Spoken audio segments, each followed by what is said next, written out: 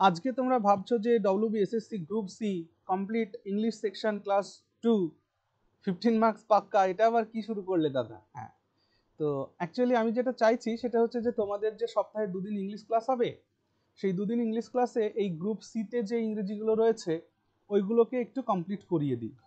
কারণ আগামী দিনে এই পরীক্ষাটা রয়েছে। আর তার সাথে সাথে আরেকটা জিনিস এখানে একটু রিমাইন্ডার দিই, শুনবো ভাই, একটু শোনো আমার কথা। এটা না ইউটিউবেও আপলোড করে দিব যাতে বাকিদেরও একটু হেল্প হয়। আচ্ছা স্যার রেকর্ড হচ্ছে কিনা একবার দেখে নেবেন, কনফার্ম হয়ে নেবেন। হ্যাঁ হ্যাঁ, এটা রেকর্ড হচ্ছে। মানে ওই ক্লাস ভূগোলের যে 9 নম্বর ক্লাসটি, ওটি আমি রেকর্ড করতেই ভুলে গেছিলাম। হ্যাঁ, বাকি এটা আমি রেকর্ড করছি। ঠিক আছে, ওই জায়গাটা আমাকে আরেকটা মেয়েও বলেছিল, আমি ওই জায়গাটাকে দেখবো কোন জায়গা থেকে কোনটুকু নেই, ওইটাকে আমি রেকর্ড করে দেব। ঠিক আছে? হ্যাঁ স্যার, একটু দিয়ে দেন, তাহলে সুবিধা হবে। আচ্ছা, ওকে, বেশ। তাহলে মনে রাখো, এই যে এসএসসি গ্রুপ সি এর জন্যই যে এই ক্লাসগুলো ইম্পর্ট্যান্ট তা নয়, ডব্লিউবিসিএস সহ তোমরা দেখবে স্টাফ সিলেকশন মানে সেন্ট্রালের এসএসসি, তারাও কিন্তু এখন ইংলিশ সেকশনে কোশ্চেনটাকে বেশ ঘুরিয়ে পেঁচিয়ে কোশ্চেন্স করছে। আগের মতন সেই গদে বাঁধা কোশ্চেনের সেটে কিন্তু নেই, অর্থাৎ একদম বেসিক গ্রামার থেকে কোশ্চেনগুলোকে তুলছে। ওকে, তো সেই কারণে যে যে টপিকগুলো এক্সামিনারের খুব খুব ফেভারিট, সেই টপিকগুলোকে আমরা এই কয়েকদিনের মধ্যে, মোটামুটি 1 মাসের মধ্যে কমপ্লিট করে ফেলবো ইংলিশের মধ্যে। ওকে, তাই এই ক্লাসটি যেহেতু ইউটিউবে আপলোড হয়ে যাচ্ছে, তাই ইউটিউবের যে ছেলেমেয়েরা দেখছো তারাও এই ক্লাসগুলোকে ভালো করে করবে, নিজেদের নোট তৈরি করবে। আর যেগুলোকে পিডিএফ দেবার মতো সেটা আমি টেলিগ্রাম গ্রুপে দেবো, আর বাকি তোমাদের ব্যাচে আমি দিয়ে দেবো। ওকে, বেশ। দেখো স্যার, হ্যাঁ বলো। বলছিলাম আমাদের তো ওয়েস্ট বেঙ্গলের পিএসসি তো এসএসসি কে বেশি ফলো করে, তো এসএসসি তো এখন নিউ যে আসে এডিকুইটি, ওর কোয়েশ্চেন প্যাটার্ন গুলো একটু আলাদা। তাহলে কি আমাদের নেক্সট পরীক্ষার যে কোয়েশ্চেন গুলো হবে এটা কি আগেরটাকেই ফলো করবে টিসিএস কে, নাকি এডিকুইটির এগুলা কিছু মিক্স থাকবে দেখো নতুন কিছু? দেখো পিএসসির একটা বাধা ধরা কোয়েশ্চেন প্যাটার্ন আছে, ওরা ওখান থেকে বের হবে না, কিন্তু কোয়েশ্চেন্সগুলোকে একটু নতুন করবে। যেমন আজ থেকে 10 বছর বা 15 বছর আগে পরীক্ষায় যে সমস্ত ইডিয়মস জিজ্ঞেস করা হতো, যে সমস্ত ভোকাবুলারি জিজ্ঞেস করা হতো, সেগুলো এখন আর জিজ্ঞেস করবে না, নতুন কিছু জিজ্ঞেস করবে। আর সেই নতুন কিছু কোথায় পাবে? এসএসসিতে যেগুলো আসছে প্রিভিয়াস ইয়ার্সে, ওইগুলোকেই দেখবে এরা ধারাবাহিকভাবে জিজ্ঞেস করবে। কিন্তু গ্রামারের টপিক যেটা, অর্থাৎ এতদিন ধরে ডব্লিউবিসিএস বা আমাদের স্টেটের যে কোনো এক্সামিনেশন যেখানে ইংরেজি থাকে, তারা যে ধাঁচে প্রশ্ন করত, সেই ধাঁচটা কিন্তু এখন এসএসসি অ্যাকোয়ার করছে। Are you getting my point? মানে আমাদের ওয়েস্ট বেঙ্গল এসএসসির কাছে যায়নি, বরং এসএসসি এই সমস্ত বলতে পারো যে পিএসসির কাছে এসছে, এরকম একটা ব্যাপার। ঠিক আছে, সো নিশ্চিন্ত থাকো। ঠিক আছে স্যার, না তবু একটু টেনশন হচ্ছে, সামনে এক্সাম গুলার কোয়েশ্চেন গুলা একটু হয়তো ঘুরিয়ে না না, পেঁচিয়ে কোনো দিতে পারে, টেনশন নেই, আগের কোনো মতো অত টেনশন নেই। দিবেন। তোমাদের এই যে ক্লার্কশিপ তোমরা পরীক্ষা দিয়েছো, যেটা এই কত মানে ওটা কত 23 না 24 ছিল, ওইটাতে তোমরা দেখেছো ইংরেজির 23-টা 24-এ কোশ্চেন্সে দিয়েছি। কি ধরনের আমূল পরিবর্তন এসেছিল। একদম সেটাই তো স্যার, গোটা গ্রামারের, কোশ্চেন সেটই এসএসসি ঢুকিয়ে দিয়েছে। একদমই গ্রামারের বেস থেকে কোশ্চেন করছিল। যেটা হলো 24-এর সিজিএল এ ছিল কোশ্চেন পেপার, যা যা ছিল ওগুলোই দিয়ে দিয়েছে সেম টু ঠিক, সেম। তো সেই ক্ষেত্রে এই জিনিসগুলো আসবে। এবার আমি তোমাদের বলি কেন এমনটা হলো বা এমনটা কেন হচ্ছে। দেখো, প্রত্যেকটা ইনস্টিটিউটের এক্সাম মানে কোয়েশ্চেন সেটার থাকে। তো যেহেতু নতুন নতুন ছেলেরা চাকরি পেয়েছে, হ্যাঁ, তো তারা কিন্তু এই কোয়েশ্চেন সেটার হিসাবে কিন্তু তাদেরও অবদান রয়েছে, যার কারণে এই কোয়েশ্চেনের পরিবর্তনগুলো দেখছো, এবং আগামী দিনেও চেঞ্জ হবে এইভাবে। ঠিক আছে, তুমি আমি যারা আছি, আমরা যখন চাকরি পাবো ওই নির্দিষ্ট ডিপার্টমেন্টে, তখন গিয়ে আমরা ওটাই করব, বুঝতে পারছো, সময় অনুযায়ী। সো খুব মনোযোগ দিয়ে এই ক্লাসগুলোকে করবে। আজকে খুব দারুণ একটা টপিক আমি তুলেছি। কবে ফর্ম ফিল আপ হবে এটা জানেন? দেখো, এটা বলা খুবই কঠিন। ঠিক আছে, এটা বলা খুবই কঠিন, তবে ধরে চলো সেপ্টেম্বরের লাস্ট উইকে হয়তো ফুল ফ্লেজড নোটিফিকেশন আসতে পারে। 16 তারিখে শোনা যাচ্ছে সেপ্টেম্বরে। হ্যাঁ, যদি 16 তারিখে হয় তো হতে পারে। ঠিক আছে দাদা, তুমি এফএলএসটি দিয়েছো? আমার তো ভাই ওটা নেই। মানে যে না, তুমি ইংলিশ নিয়ে পড়াশোনা করেছো, মানে বিএড করনি, তাই তো? বিএড টিএড এগুলো নেই আমার অ্যাকচুয়ালি। সো চলো আজকে আমরা সুন্দর একটা টপিক তুলেছি, that is same word used as different parts of speech. এটা অনেক গুরুত্বপূর্ণ একটা টপিক। তোমরা দেখবে পরীক্ষাতে কোশ্চেন হয়, একটা সেন্টেন্স তুলে দেয়, একটা সেন্টেন্স তুলে দিয়ে একটা ওয়ার্ডকে আন্ডারলাইন করে দেওয়া হয়, দিয়ে প্রশ্ন জিজ্ঞেস করা হয় যে এটি কোন পার্টস অফ স্পিচ। হ্যাঁ, এমনটা পেয়েছো? এটা দেখবা পিএসসির খুবই ফেভারিট একটা মানে বেশিরভাগ দাদা নাউন আর অ্যাডজেক্টিভের যে চেঞ্জ গুলো, অ্যাডভাইস এই জিনিসগুলো আসে। ঠিক। তো এই ক্ষেত্রে আমরা এটাকে মাস্টারি করব, অর্থাৎ এই যে টপিক, এই টপিকের উপরে আমাদের মাস্টারি হবে। এখন মাস্টারি বলতে কি বোঝায়? যে আমরা যা কিছু আছে সব কিছু শিখে ফেলবো না, মানে বিগত দিনগুলোতে যেখান থেকে কোশ্চেন হয়েছে এবং আগামী দিনগুলোতে যেখান থেকে কোশ্চেন হতে পারে সেই সবটাই আমি এখানে তুলে এনেছি। তাই এই যে same word used as different parts of speech, এটা একটা ক্লাসের পরিবর্তে দুটি বা তিনটি ক্লাসও হতে পারে। তাই এটাকে আমি লিখে দিলাম যে এটা হচ্ছে পার্ট 1। ওকে, অর্থাৎ same word used as different parts of speech এই ক্লাসের আজকে হচ্ছে পার্ট 1 আর জেনারেলি ক্লাস নাম্বার 2। তাহলে সবাই খাতা পেন নিয়ে বসেছো, মাইক অফ করো, কারণ মাইক অন আছে, মাইক অফ করো। দেখো চলো সুন্দর করে খাতায় নোট করবে। সবার আগে আমি একটা শব্দ নিচ্ছি, দ্যাট ইজ অ্যাবাভ। আমি যেমন করে করছি তোমরাও তেমন করে নোট করবে, অ্যাবাভ। তো অ্যাবাভ দেখার সাথে সাথে আমাদের মাথার মধ্যে আসে যে এটা হলো একটা প্রেপোজিশন, হ্যাঁ কি না? অ্যাবাভ, ঠিক? হ্যাঁ একদম। হ্যাঁ স্যার। অ্যাবাভ দেখার সাথে সাথে আমাদের মাথার মধ্যে চলে আসছে এটা একটা প্রেপোজিশন। কিন্তু এই অ্যাবাভকে আমরা নাউন হিসাবেও ব্যবহার করতে পারি, অ্যাডভার্ব হিসাবেও ব্যবহার করতে পারি, অ্যাডজেক্টিভ হিসাবেও ব্যবহার করতে পারি। তাহলে একটি শব্দ সে আপাত দৃষ্টিতে প্রেপোজিশন বলে মনে হলেও সে নাউন হিসাবে, অ্যাডভার্ব হিসাবে, অ্যাডজেক্টিভ হিসাবেও ব্যবহার হতে পারে। তো এই জিনিসগুলোকে আমরা একটুখানি আজকে শেখার চেষ্টা করব। এরকম কতগুলো স্পেসিফিক কিছু ওয়ার্ডস আছে যেগুলোকে আমাদের জানতে হবে, ঠিক আছে? এবার এই ক্ষেত্রে কি হবে, এইটাকে তোমরা সুন্দর করে নোট করবে, বেশি দিমাগ চালানোর দরকার নাই। আমি এখানে যা করাচ্ছি ব্যাস এটুকুন করলেই এনাফ। ওকে, বেশ। সবার প্রথমে আমরা দেখব যে above as a noun. Okay, অ্যাবাভকে নাউন হিসাবে আমরা কিভাবে ব্যবহার করতে পারি?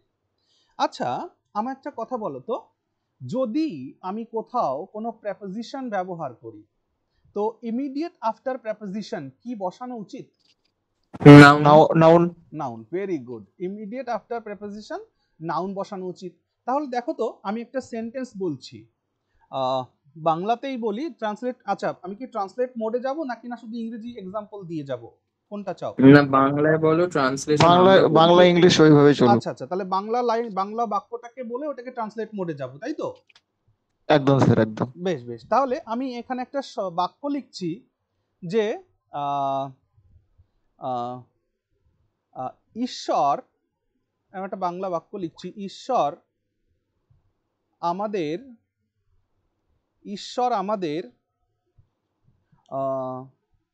উপর থেকে লক্ষ্য করেন বা দেখেন, এরকম একটা ব্যাপার। এই ধরনের বাক্য আমরা বলি কি না, বলি না? সবসময় খেয়াল রাখবা, আমি যে এক্সাম্পলগুলো তোমাদের এখানে লিখি সেগুলো আমরা ডেইলি লাইফে ব্যবহার করি কি না করি না, আগে এটুকুন ভাবতে হবে। এই ধরনের কথা আমরা বলি যে ঈশ্বর আমাদের উপর থেকে দেখছে, ভাই পাপ করিস না, বলি না?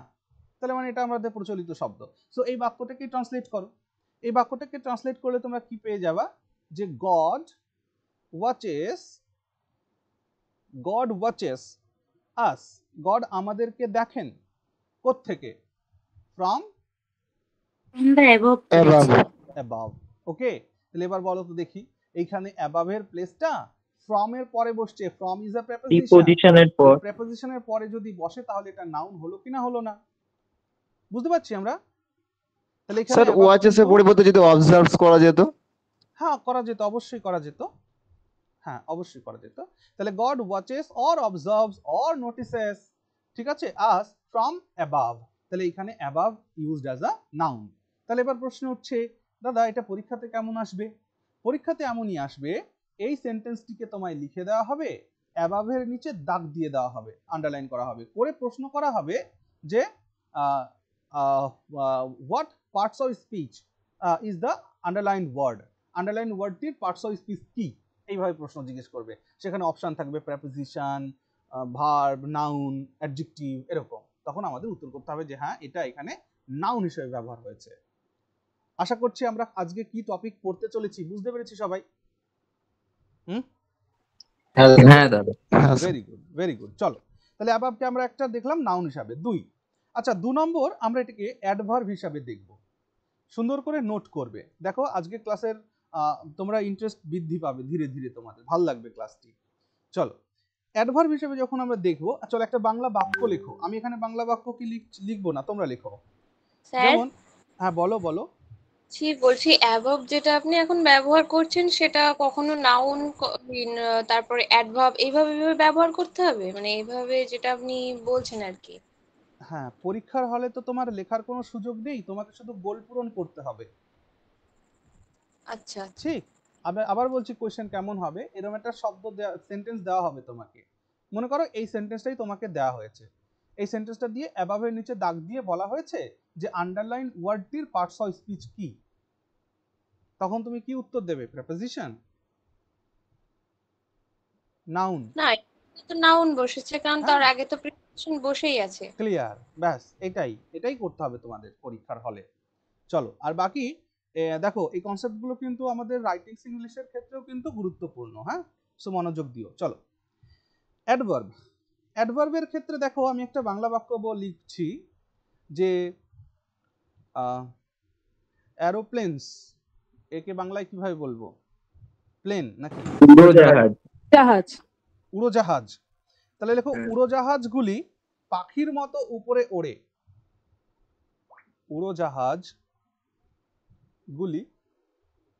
উড়োজাহাজগুলি কি বললাম যেন? পাখির মতো আকাশে ওড়ে। হ্যাঁ, পাখির মতো আকাশে ওড়ে। হ্যাঁ এরকম, উড়োজাহাজগুলি পাখির মতো আকাশে ওড়ে। বেশ, তাহলে এটাকে ট্রান্সলেট করো। এটাকে ট্রান্সলেট করলে কি পাবা? দ্য অ্যারোপ্লেনস ফ্লাই কোথায়? Above the, above the sky এক মিনিট, like এক birds. মিনিট, অ্যাবাভ, দাঁড়াও। তাহলে ভালো করে বাংলার সাথে সাযুজ্য রেখে ট্রান্সলেট করার চেষ্টা করো। তাহলে কি হলো? The aeroplanes fly above like birds. Okay, full stop. তাহলে the aeroplanes fly above like birds. Aeroplanes অ্যাবাভে ফ্লাই করে, উপরে ওড়ে পাখির মতো। ওকে, সো এখানে অ্যাবাভকে আন্ডারলাইন করে বলবে যেখানে অ্যাবাভটাকে কি হিসাবে ব্যবহার করা হয়েছে, যেখানে অ্যাবাভকে অ্যাডভার্ব হিসেবে অ্যাডভার্ব ব্যবহার করা হয়েছে। ক্লিয়ার হলো? ফ্লাই ভার্বটা ইয়ে জিনিস করছে। কি বলেছিলাম? অ্যাডজেক্টিভ। অ্যাবাভকে আমরা অ্যাডজেক্টিভ হিসাবে ব্যবহার করতে পারি। অ্যাডজেক্টিভ কিভাবে? অ্যাডজেক্টিভ দেখো, অ্যাডজেক্টিভ হতে গেলে আমায় কি করতে হবে? আচ্ছা আরো একটা কথা শুনে রাখো। আচ্ছা কোন শব্দ অ্যাডভার্ব কিনা এটা বোঝবার জন্য বেসিক্যালি কি নিয়ম আছে? বেসিক্যালি তার আগে ভার্ব থাকতে হবে। এটা নিয়ম আছে না, এমন কিছুর ব্যাপার নয়। মাথায় রাখো, শুনো। কোন শব্দ অ্যাডভার্ব কিনা এটা বোঝার উপায় কি আছে? একেবারে বেসিক নিয়মটা আমি বলছি, চেনার উপায় কি আছে। আমাদের ইংরেজি গ্রামারে 7খানা মাদার WH ওয়ার্ড আছে। কয়খানা মাদার WH ওয়ার্ড আছে? 7খানা। কি কি? Who, what, which, why, where, when আর হাউ। এই 7টি হচ্ছে মাদার WH ওয়ার্ড। তো এই 7টি মাদার WH ওয়ার্ডের মধ্যে প্রথম 3টিকে বাদ দিয়ে দিলে বাকি যে কটি থাকে, অর্থাৎ হোয়াই, হোয়ার, হোয়েন, হাউ, অর্থাৎ কেন, কোথায়, কখন আর কিভাবে। ওকে, এই শব্দগুলি দিয়ে যখনই তুমি কোথাও প্রশ্ন করবে যে উত্তরটি পাবে সেটাই adverb. Clear? Why, where, when, how এইগুলো দিয়ে যখনই তুমি কোনো প্রশ্ন করবে যে উত্তরটা খুঁজে পাবে সেটাই চোখ কান বুঝে হয়ে যাবে অ্যাডভার্ব। ক্লিয়ার হলো? একদম স্যার। এবার আসো অ্যাডজেক্টিভ। তাহলে অ্যাডজেক্টিভ চিনব কি করে দাদা? দেখো অ্যাডজেক্টিভ চেনার নিয়ম হলো এই শব্দ দ্বারা কোনো না কোনো নাউন ডেসক্রাইবড হবে। আরো একবার বলছি, অ্যাডজেক্টিভ চেনার নিয়ম হচ্ছে কোনো না কোনো নাউন অবশ্যই তার দ্বারা ডেসক্রাইবড হবে। কেমন? আমি একটা সহজ বাক্য, যেমন দাদা ওই প্রি মডিফায়ার পোস্ট মডিফায়ার বলছেন ওরকম যে কোনো উপায়ে মডিফাই হবে। ওকে, দেখো আমি একটা বলবো, তোমাদের দেখো প্রশ্নপত্রে লেখা থাকে না যে উপরের বাক্যটি ব্যাখ্যা করো। সো এই শব্দটাকেই নাও, উপরের কোয়েশ্চেন করলে যা উত্তর মিলে। হ্যাঁ, উপরের বাক্যটি ব্যাখ্যা করো, উপরের বাক্যটি ব্যাখ্যা করো। চলো এই সেন্টেন্সটাকে ট্রান্সলেট করো, উপরের বাক্যটি ব্যাখ্যা করো। Explain the above sentence. Very good, explain the above sentence. কোন সেন্টেন্সকে মানে এক্সপ্লেন করব?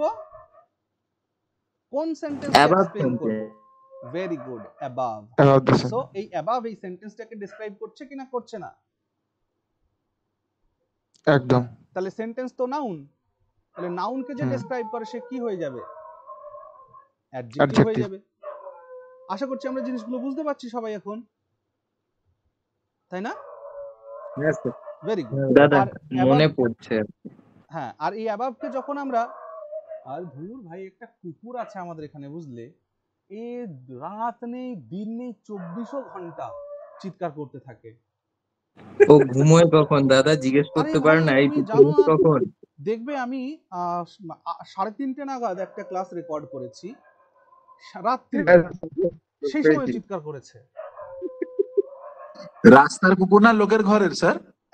মানে স্ট্রিট ডগস। ও জাস্ট তাহলে ঠিক আছে। কি হয়েছে, আমাদের এই ঘরের পাশে একটা ছোট্ট জায়গা আছে, ওই জায়গাটাতেও থাকার জায়গা, তো ওখানেও থাকে, কেউ ওকে কোনো ডিস্টার্ব করে না, কিন্তু তা সত্ত্বেও চিৎকার করতে থাকে। গেল আর কি বলবো? তোমাদের ওখানে দাদা ভূতের উপদ্রব আছে, ভূত আছে। চল আর কি, আরেকটা কি জন্য বললাম? প্রিপজিশন বলতে যাচ্ছিলে। প্রেপোজিশন। চল, তো এটা প্রেপোজিশন আছে, ঠিকই আছে প্রেপোজিশন। চলো প্রেপোজিশন ইউজ তো আমরা সবাই জানি। যেমন ওই ম্যাকবেথ তোমরা পড়েছো? ম্যাকবেথ থেকে একটা एग्जांपल নিই। হ্যাঁ স্যার যখন পড়েছি। রাজা ডানকানকে হত্যা করলো, তারপর সে যে একটা পার্টি রেখেছিল তার বাড়িতে, সেই পার্টিতে কি হয়েছিল? সবাই যখন এসছে, ও তখন পার্টিতে আসার জন্য প্রস্তুত হচ্ছে, তখন ও দেখছে যে ওর সামনে একটা তরবারি ঝুলছে এবং যে কোনো মুহূর্তে ওটা ওর গায়ে বিঁধবে আর কি। হ্যাঁ, সো সেই রকম একটা জায়গা থেকে একটা एग्जांपल তুলছি। লেখো তরবারিটি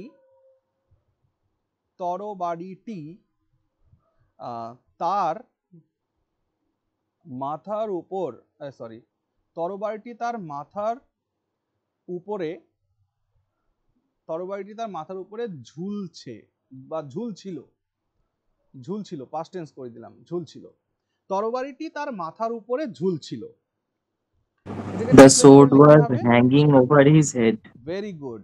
The sword, SWORD, the sword was hanging above his head. ওকে, দেখো above his head, এখানে his head এটা কি? স্যার হচ্ছে নাউন। ওকে, তাহলে নাউনের Hello. ইমিডিয়েট বিফোর কে বসবে? একটা প্রেপোজিশন বসবে। ওকে, তাহলে হেডের সঙ্গে তার মাথার সাথে তরবারির সম্পর্ক কে তৈরি করে দিচ্ছে? অ্যাবাভ কথাটি। বুঝতে পারলে? Very good. তাহলে স্যার এখানে তো হোয়াইট দিয়ে কোশ্চেন করলে আনসার পাওয়া যাচ্ছে। হ্যাঁ, কি মানে এখানে হোয়ার দিয়ে কোশ্চেন করলে দেখো প্রেপোজিশনের ক্ষেত্রে কি ভাবো? The sword was hanging, okay, above his head. আরেকটা কথা, মাইকটাকে ইয়ে করো, মিউট করো। প্রেপোজিশন মানে কি?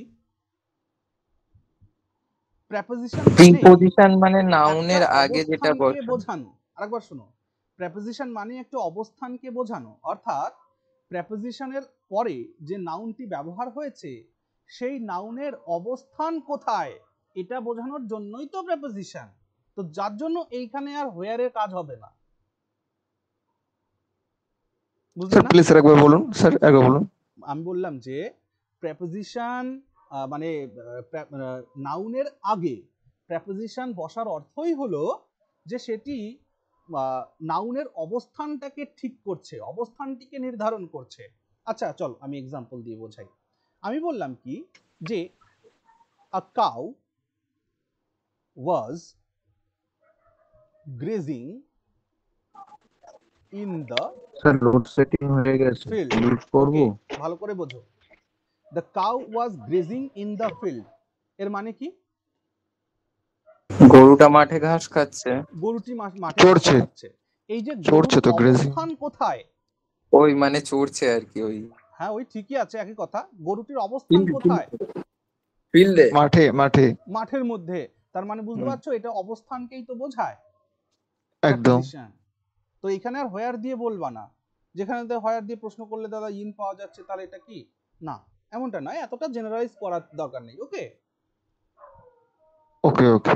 চল, তাহলে আমরা অ্যাবাভ কে দেখলাম, এরপর অ্যাবাউট কে দেখো, অ্যাবাউট। ওকে চল, তাহলে এইটুকুন হয়েছে, মুছে দেব। সবাই প্রপারলি নোট করেছো? হ্যাঁ দাদা। আচ্ছা দেখো, প্রেপোজিশন সম্পর্কে কিছু বলবো আর না, দরকার নেই, ছেড়ে দাও, 2 এটাতেই থাকি। নেক্সট ওয়ার্ড লেখো about, ABOUT, about. So about কে আমরা দুই ভাবে ব্যবহার করতে পারি। অ্যাবাউট তো দেখেই বোঝা যাচ্ছে যে একটা প্রেপোজিশন। অ্যাবাউট কে প্রেপোজিশন ছাড়াও আমরা কিন্তু এটাকে অ্যাডভার্ব হিসাবেও ব্যবহার করতে পারি। ওকে, অ্যাডভার্ব হিসাবে ব্যবহার করতে পারি। তাহলে দুটো ইউজ আছে। এক নাম্বার ইউজ হচ্ছে এটা তো প্রেপোজিশন, ঠিকই আছে। আর একটা এর অবস্থান হচ্ছে অ্যাডভার্ব, এটাকে অ্যাডভার্ব হিসাবে ব্যবহার করা হয়। দাদা হ্যাঁ বলো। বলছি, যখন আমরা ওই সেন্টেন্স গুলো বলি he has reach there at about 10 AM বা এই রকম ধরনের সেন্টেন্স গুলো ব্যবহার করি, তখন ওই অ্যাট অ্যাবাউট, হ্যাঁ তার মানে কি ওটা অ্যাডভার্বের কাজ করে, বোঝা গেল? একটা প্রিপোজিশন অ্যাবাউটটা অ্যাডভার্ব হয়ে যায় তখন নাকি? ঠিক আছে। তো ওটা নাউন হবে না দাদা? না না না না, প্রিপোজিশনের পরে যেহেতু বসছে। দেখো প্রেপোজিশনের পরে বসলেই সেটা নাউন হবে এমন তো কথা নেই। ইন দা ক্লাস, তার মানে দা কি নাউন? দাটা নাউন। বুঝতে পারছো তো? হ্যাঁ ঠিক ঠিক। হ্যাঁ বুঝতে হ্যাঁ পারছি। আমরা যথেষ্ট বড়, হ্যাঁ এই জন্য আমরা মানে ঠিকঠাকই বুঝছি আর কি, যা বুঝছি। ওকে চলো বেশ, তাহলে অ্যাবাউটের আগে অ্যাডভার্বটাকে দেখি। একটা বাক্য লেখো তো দেখি, অ্যাডভার্বের মধ্যে লেখো একটা বাক্য যে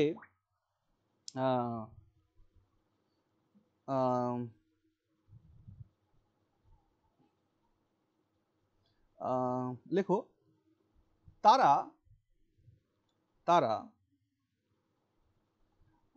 ভেড়ার ও ছাগলের চামড়ার চারপাশে ঘুরছিল। আমি লিখে দিই, তারা ভেড়ার ও ছাগলের চামড়া, আচ্ছা আচ্ছা 1 মিনিট দাঁড়াও। তারা ভেড়া ও ছাগলের চামড়া পরে, এমনটা লেখো, পরে চারপাশে ঘুরছিল, এটা লেখো, তারা ভেড়ার ও ছাগলের চামড়া পরে চারপাশে ঘুরছিল। এটাকে ট্রান্সলেট করো, তারা ভেড়ার ও ছাগলের চামড়া পরে চারপাশে ঘুরছিল। তো অ্যাবাউট ইউজ করতে পারছি না। 1 মিনিট, লেখো এভাবে, দে তারা ঘুরছিল, WANDERED, ওয়ান্ডার্ড, ওয়ান্ডার্ড, ঠিক, ওয়ান্ডার্ড মানে ঘোরাঘুরি করা। এই ওয়ান্ডার্ডের সাথে একটা শব্দ যুক্ত হয়, that is about, wandered about. They wandered about in sheepskins and goatskins। Okay এই দেখো হয়ে গেল। এবার তোমরা বলবে দাদা পরে টরে কোথায় গেল? এটার ইংরেজি এরকমই, ঠিক আছে। আই ওয়াজ ইন মাই এইটা ফাদার্স কি ক্লথ। কোনো ইডিয়াম দাদা? নো, একদমই না। একবার শোনো, I was in my father's cloth এর মানে কি? I was in my father's cloth, বাবার পড়েছিলাম। মতো সব দোষ গুণ পেয়েছে আর কি। হ্যাঁ মানে ইডিওমেটিক এক্সপ্রেশনে যেও না, আমি বলছি আমি যে আমার বাবার I was in my father's আমি ক্লথ, আমার বাবার কাপড়ের মধ্যে ছিলাম। মানে আমি আমি আমার আমার বাবার না না কাপড় পরেছিলাম। আমি আমার বাবার কাপড়ে ছিলাম বা আমি আমার বাবার পোশাকে ছিলাম, মানে আমি যে পোশাকটা পরেছিলাম that was my father's cloth. Okay, বুঝেছো কি না? Okay sir, okay okay. ঠিক, তাহলে এই ইন মানে এই টার্মটার মানে এটা পরিধান করে নেওয়া, এটা টার্ম, ওকে, একটা ব্যবহার করার, ওকে, ট্রান্সলেশনের টার্ম, ছেড়ে দাও। তাহলে এইখানে ওয়ান্ডার্ড অ্যাবাউট, এইখানে অ্যাবাউটটা কিসের কাজ করছে? অ্যাডভার্বের কাজ করছে। ওয়ান্ডার্ড অ্যাবাউট, ওয়ান্ডারিং অ্যাবাউট মানে এতি উতি ঘোরাফেরা করা, ঠিক আছে? আর অ্যাবাউটকে তো প্রেপোজিশন হিসেবে আমরা সবাই ব্যবহার করতে জানি, তো এটা বড় কিছু নয়। তাহলে কি বলা যেতে পারে? বললাম যে তার মধ্যে কিছু আকর্ষণীয় ব্যাপার আছে, তার মধ্যে কিছু আকর্ষণীয় ব্যাপার আছে, তার মধ্যে কিছু আকর্ষণীয় ব্যাপার আছে। চলো এটাকে ট্রান্সলেট করো তো। আমরা এই ধরনের কথা কিন্তু প্রায়শই বলি, তার মধ্যে He কিছু has আকর্ষণীয়, something He has something attractive. about in him. There is আচ্ছা something attractive about him. আরেকবার শোনো, তোমাদেরকে আমি একটা গুরুত্বপূর্ণ কথা আজকে বলতে চাই, তাহলে তোমাদের সেন্সটা কমপ্লিট হয়ে যাবে। যখন আমি কাউকে বলছি আই লাভ ইউ, এই কথাটি যখন আমি কাউকে বলছি, আলটিমেটলি আমি তাকে অবজেক্টিফাই করে দিচ্ছি। তোমরা কি আমার কথা বুঝলে? আমি যখন কাউকে বলছি যে আই লাভ ইউ, এর মানে আমি যাকে ভালোবাসি সে একটা অবজেক্ট, ওকে? লাভ যখন নাউন হিসেবে ব্যবহার হয় তখন সেটা কেমন ধরনের নাউন হয়? অ্যাবস্ট্রাক্ট নাউন হয় না ভাই? Abstract noun. তাহলে অ্যাবস্ট্রাক্ট নাউন মানে কি? Feelings of mind. Abstract noun মানে কি?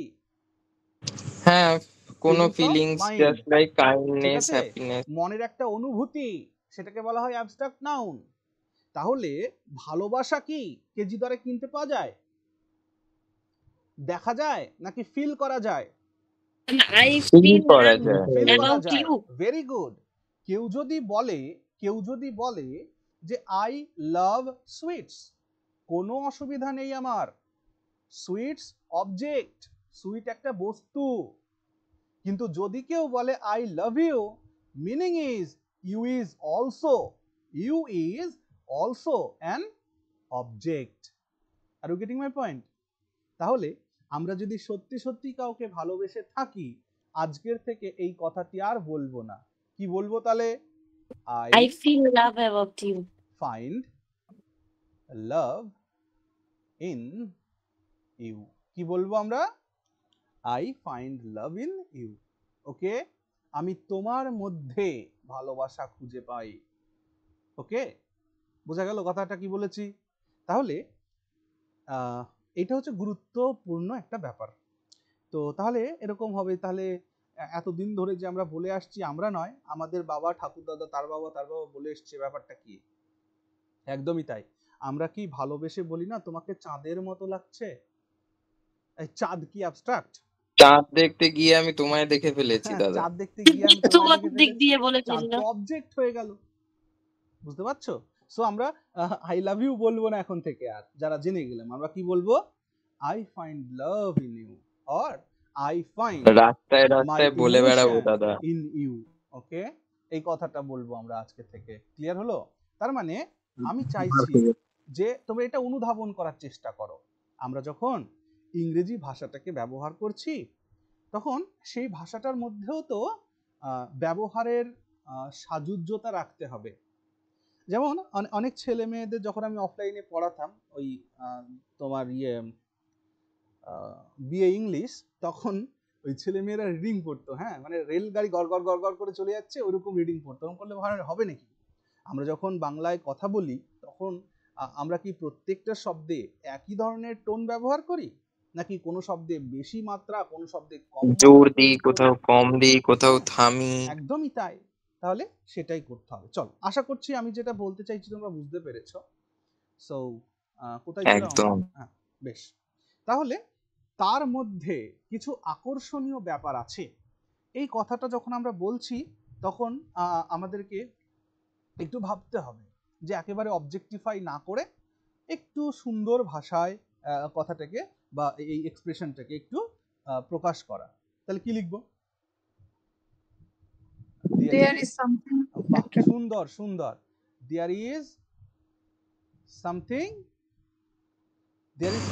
attracting about him. আরেকটা শব্দ ইউজ করছি, pleasing. There is something pleasing about him. There is something pleasing about him. অসাধারণ একটা শব্দ। There is something pleasing about him. Okay? Or there is something pleasing about you. That's why I find love in you. এমনটা বলতেই পারি আমরা। ওকে, আচ্ছা হয়ে গেল। তাহলে অ্যাবাউট, অ্যাবাউট কি একটাই দেখার দরকার ছিল যে অ্যাবাউট অ্যাডভার্ব হিসেবে কখন কিভাবে ইউজ হয়। চলো নেক্সট আমরা দেখব যে আরেকটা শব্দ, নেক্সট শব্দকে নাও আফটার। ওকে, AFTER, আফটার। চলো আফটার শব্দটিকে নাও। দেখো আফটারকে দেখেও আমরা জানি যে এটা একটা প্রেপোজিশন। সো আফটারটা প্রেপোজিশন ছাড়াও এটাকে আমরা অ্যাডভার্ব হিসেবে ব্যবহার করতে পারি, অ্যাডজেক্টিভ হিসেবে ব্যবহার করতে পারি, অ্যান্ড ইভেন এটাকে আমরা কনজাংশন হিসেবে ব্যবহার করতে পারি।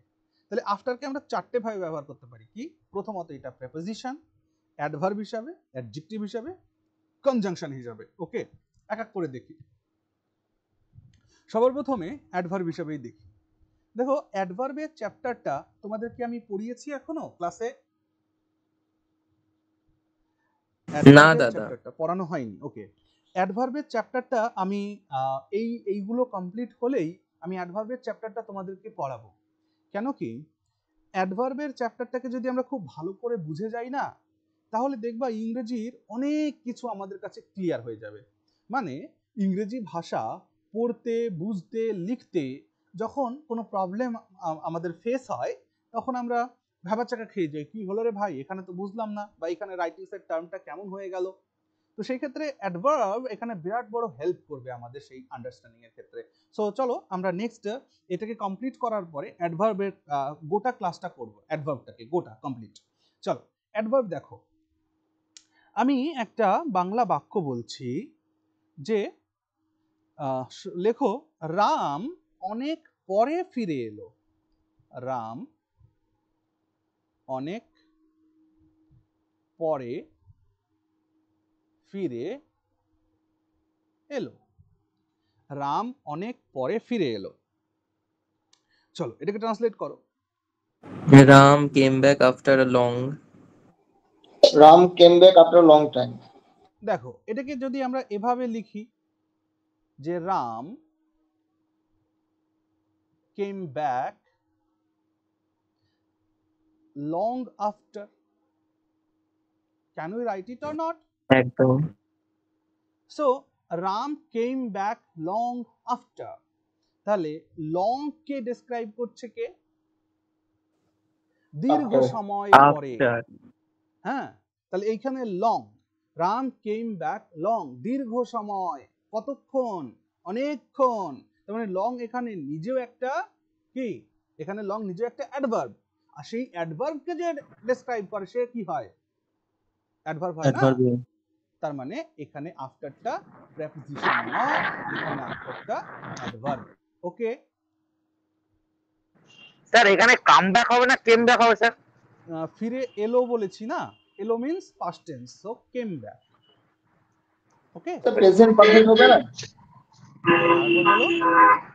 প্রেজেন্ট পারফেক্ট হবে না? না, এলো মানে কি বলো তো? এলো মানে সে কি আসে না এসে গেছে অলরেডি? আচ্ছা, আমরা দেখি জাস্ট একটু আগে হয়তো হয়েছে কাজটা। জাস্ট এসেছে। হ্যাঁ, মানে কাজটা কি চলছে, চলবে, চলে, না না, কাজটা হয়েছে? হয়ে গেছে, মানে হয়ে সে গেছে। এসে গেছে, হি হ্যাজ অলরেডি অ্যারাইভড। এলো হচ্ছে পাস্ট সিম্পল, তার মানে পাস্ট ইনডেফিনিট। ওকে, আচ্ছা 2 নাম্বার আর কি ব্যবহার আছে বললাম যেন? অ্যাডজেক্টিভ। অ্যাডজেক্টিভ, কনজাংশন আর প্রিপজিশন। Very good. অ্যাডজেক্টিভের ব্যবহারটাকে দেখো, এই ক্লাসটিকে তোমরা খাতায় যখন নোট করবে এটাকে কিন্তু ওই বারবার করে একটু দেখে নেবে, হ্যাঁ, না হলে কিন্তু ভুলে যাবে, 2 দিন পরেই মাথার থেকে কিন্তু আবার বেরিয়ে যাবে। এজন্য এটাকে বারবার একটু দেখে নেওয়া। চলো অ্যাডজেক্টিভ দেখব। আমি বললাম যে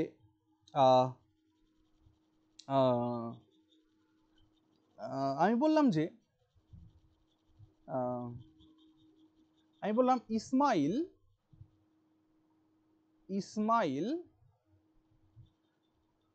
পরজীবনে কি ইসমাইল পরজীবনে সুখী ছিল। ইসমাইল পরজীবনে সুখী ছিল। ওকে, দেখো ইসমাইল পরজীবনে সুখী ছিল, ইসমাইল নামটা এখানে আমি জেনেই লিখলাম। কেন? কারণ অ্যাকর্ডিং টু ইসলাম কোনো ব্যক্তির দ্বিতীয়বার আর জন্ম হয় না, তার এই পৃথিবীতে একটা জীবন থাকে, আর পৃথিবীর তার মৃত্যুর পরে তার স্বর্গদেশে গিয়ে তার একটা আলাদা জীবন হয়। ঠিক, আবার আমাদের হিন্দুরা কি মনে করবে যে না আমার আবার পুনর্জন্ম হবে, হ্যাঁ, আমাকে আবার আসতে হবে, হ্যাঁ, অর্থাৎ ওই জীবন মৃত্যুর চক্র, সেই জায়গা থেকে যতদিন না আমি সাধনার ফলে ঈশ্বর বা গোলক ধাম প্রাপ্তি আমার হবে ততদিন আমাকে যাওয়া আসা করতেই হবে। ঠিক, তাই এই জন্য যেহেতু পরজীবনে সুখী ছিল বলতে হচ্ছে, তাই আমি এখানে ইসমাইলের নামটা লিখলাম। তাহলে ইসমাইল পরজীবনে সুখী ছিল, পরজীবনে মানে মৃত্যুর পরের জীবনে। ওকে, বলো এটাকে কি করব? Ismail was happy in his afterlife. Ismail was happy in his afterlife. এইখানে আফটার কি? লাইফকে ডেসক্রাইব করছে না? আফটার অ্যাডজেক্টিভ লাইফকে ডেসক্রাইব করছে। একদমই তাই, এটা নাউন, তাহলে নাউনকে যে ডেসক্রাইব করে সে কি হয়ে যায়? অ্যাডজেক্টিভ হয়ে যায়, দ্যাটস অল। তাহলে এখানে আফটার হচ্ছে লাইফ। তাহলে কি করবে এক্সামিনার এরকম একটা সেন্টেন্স লিখবে, এরকম একটা সেন্টেন্স লিখে এই আফটারের নিচে দাগ দিয়ে দেবে, দাগ দিয়ে বলবে যে এটা কোন পার্টস অফ স্পিচ বলো। সেখানে প্রথম অপশনই দেখা গেল প্রেপোজিশন থাকবে, আর আমরা যারা এগুলো পড়িনি তারা ভাববো হ্যাঁ আফটার তো প্রেপোজিশন, এটা অন্য কিছু হতেই পারে না, দাগ দিব ভুল হয়ে যাবে। বুঝে গেল? সো এই জন্য আমি বারবার বলি একটা কথা গ্রামার ক্লাসে, ইংরেজিতে প্লেসমেন্ট শেষ কথা বলে। ওকে, প্লেসমেন্ট কোথায় বসছে সেটা খুবই গুরুত্বপূর্ণ। দুটো গেল, আর একটা কিসের ব্যবহার বলেছিলাম যেন? কনজাংশনের ব্যবহার। Very good. আচ্ছা, লেখো যে, স্যার শুনতে পাচ্ছেন? হ্যাঁ আমি শুনতে পাচ্ছি, বলো। বলছি স্যার আমার একটা প্রবলেম হচ্ছে বুঝতে, মানে এটা নতুন লাগছে, এর আগে কোনোদিন শিখিনি তো, মানে ঠিক মাথার উপর দিয়ে যাচ্ছে আর কি। ঠিক ঠিক, আচ্ছা আমি তোমায় হেল্প করছি। আচ্ছা, আমরা নাউন কি জিনিস, প্রোনাউন কি জিনিস, অ্যাডজেক্টিভ কি জিনিস, এগুলো জানি আমরা? হ্যাঁ স্যার জানি। হ্যাঁ, তাহলে দেখো আমি প্রত্যেকটাতে ব্যাখ্যা করছি যে কেন এটি অ্যাডজেক্টিভ হচ্ছে, কেন এটি অ্যাডভার্ব হচ্ছে। দেখো এখানে আফটার কাকে ডেসক্রাইব করছে, লাইফকে না অন্য কিছুকে? এখানে লাইফকে তো ডেসক্রাইব করছে। তাহলে Ismail was happy in his life এমনটা যদি বলতাম তাহলে তাহলে কি হতো? ইসমাইল তার জীবনে সুখী ছিল। এখন আফটার লাইফ বলার সাথে সাথে হয়ে গেল তার পরবর্তী জীবনে, তার পরের জীবনে। তাহলে এই পরের কথাটি কি লাইফটাকে ডেসক্রাইব করছে না? তাহলে যখনই কোনো শব্দ নাউনকে ডেসক্রাইব করে ফেলবে তখন তাকে আমরা কি বলবো? অ্যাডজেক্টিভ বলবো না? হ্যাঁ স্যার। সেটাই হলো এখানে। চলো, তুমি না বুঝলে সঙ্গে সঙ্গে আমায় কোশ্চেন করবে, আমি বোঝাবো। ওকে, আচ্ছা। 3 নাম্বার হচ্ছে কনজাংশন।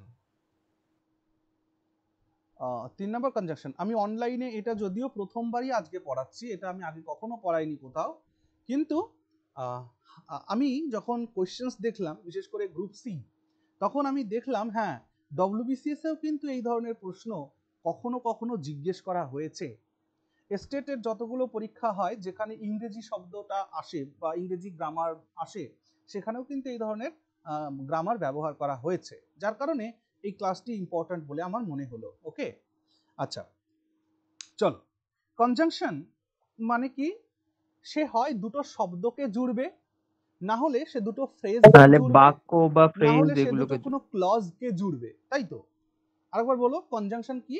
কনজাংশন হচ্ছে সে কোনো ওয়ার্ডের সাথে, কনজাংশন হচ্ছে কোনো ওয়ার্ডের সাথে কোনো ওয়ার্ডকে জুড়তে পারে, কোনো ফ্রেজের সাথে কোনো ফ্রেজকে জুড়তে পারে, কোনো ক্লজের সাথে কোনো ক্লজকে জুড়তে পারে।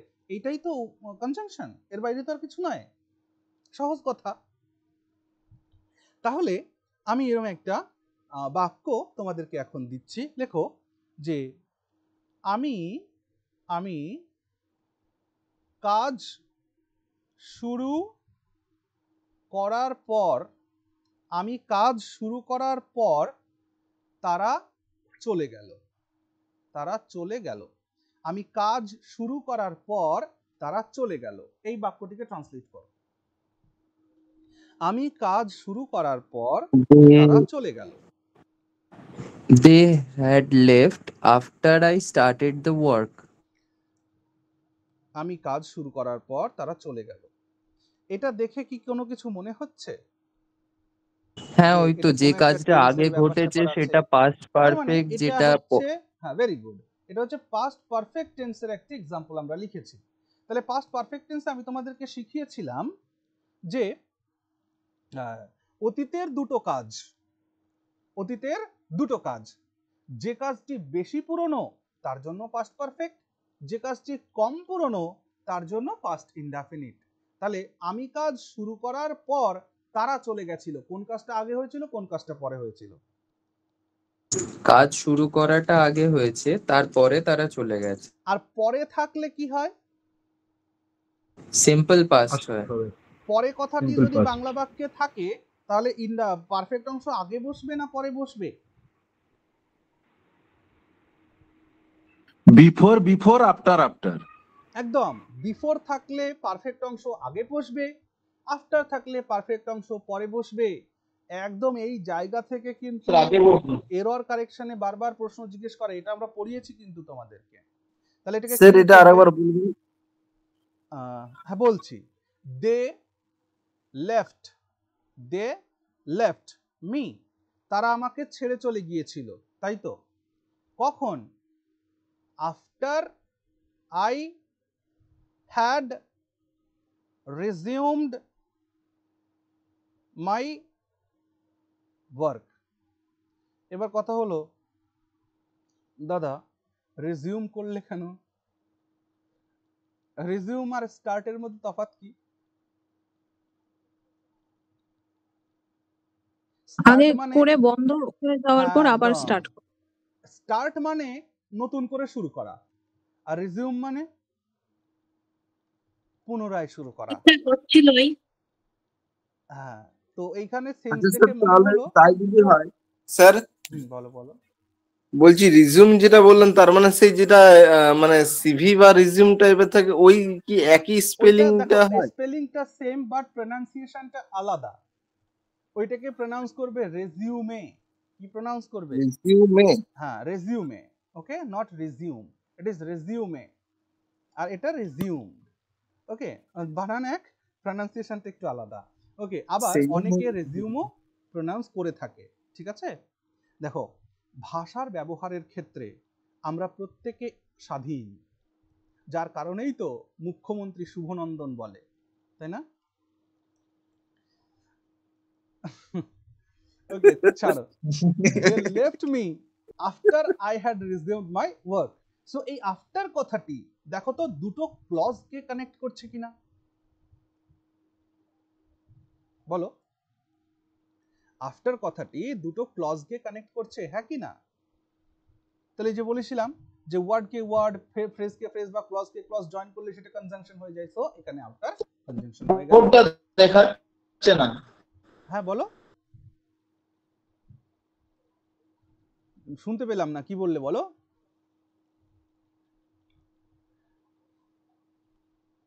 নেটওয়ার্ক ইস্যুজ, আমার কথা শুনতে পাচ্ছ তো সবাই ঠিকঠাক? হ্যাঁ দাদা। ওই লেখার ইয়েটা চলে যাচ্ছে। তোমার কথা যেহেতু আমি শুনতে পাচ্ছি না, তার মানে কথা তোমার শোনা যাচ্ছে নেটওয়ার্ক কিন্তু ইস্যুজ এখন আছে। তোমার ওই তো আর্ট তুমি একটু ভালো, এডুকেশন ওটা লেখা উঠে যাচ্ছে। হ্যাঁ বলছি আমার এখান থেকে তো সব ঠিক আছে, তুমি দেখো তো তোমার নেটওয়ার্ক ইস্যু হচ্ছে কিনা। ওকে, বেশ, ছেড়ে দাও। আর আফটার তো প্রেপোজিশন হিসেবে সবাই জানো যে এটাকে প্রেপোজিশন হিসেবে কিভাবে ইউজ করতে হয়। যেমন আমি বললাম যে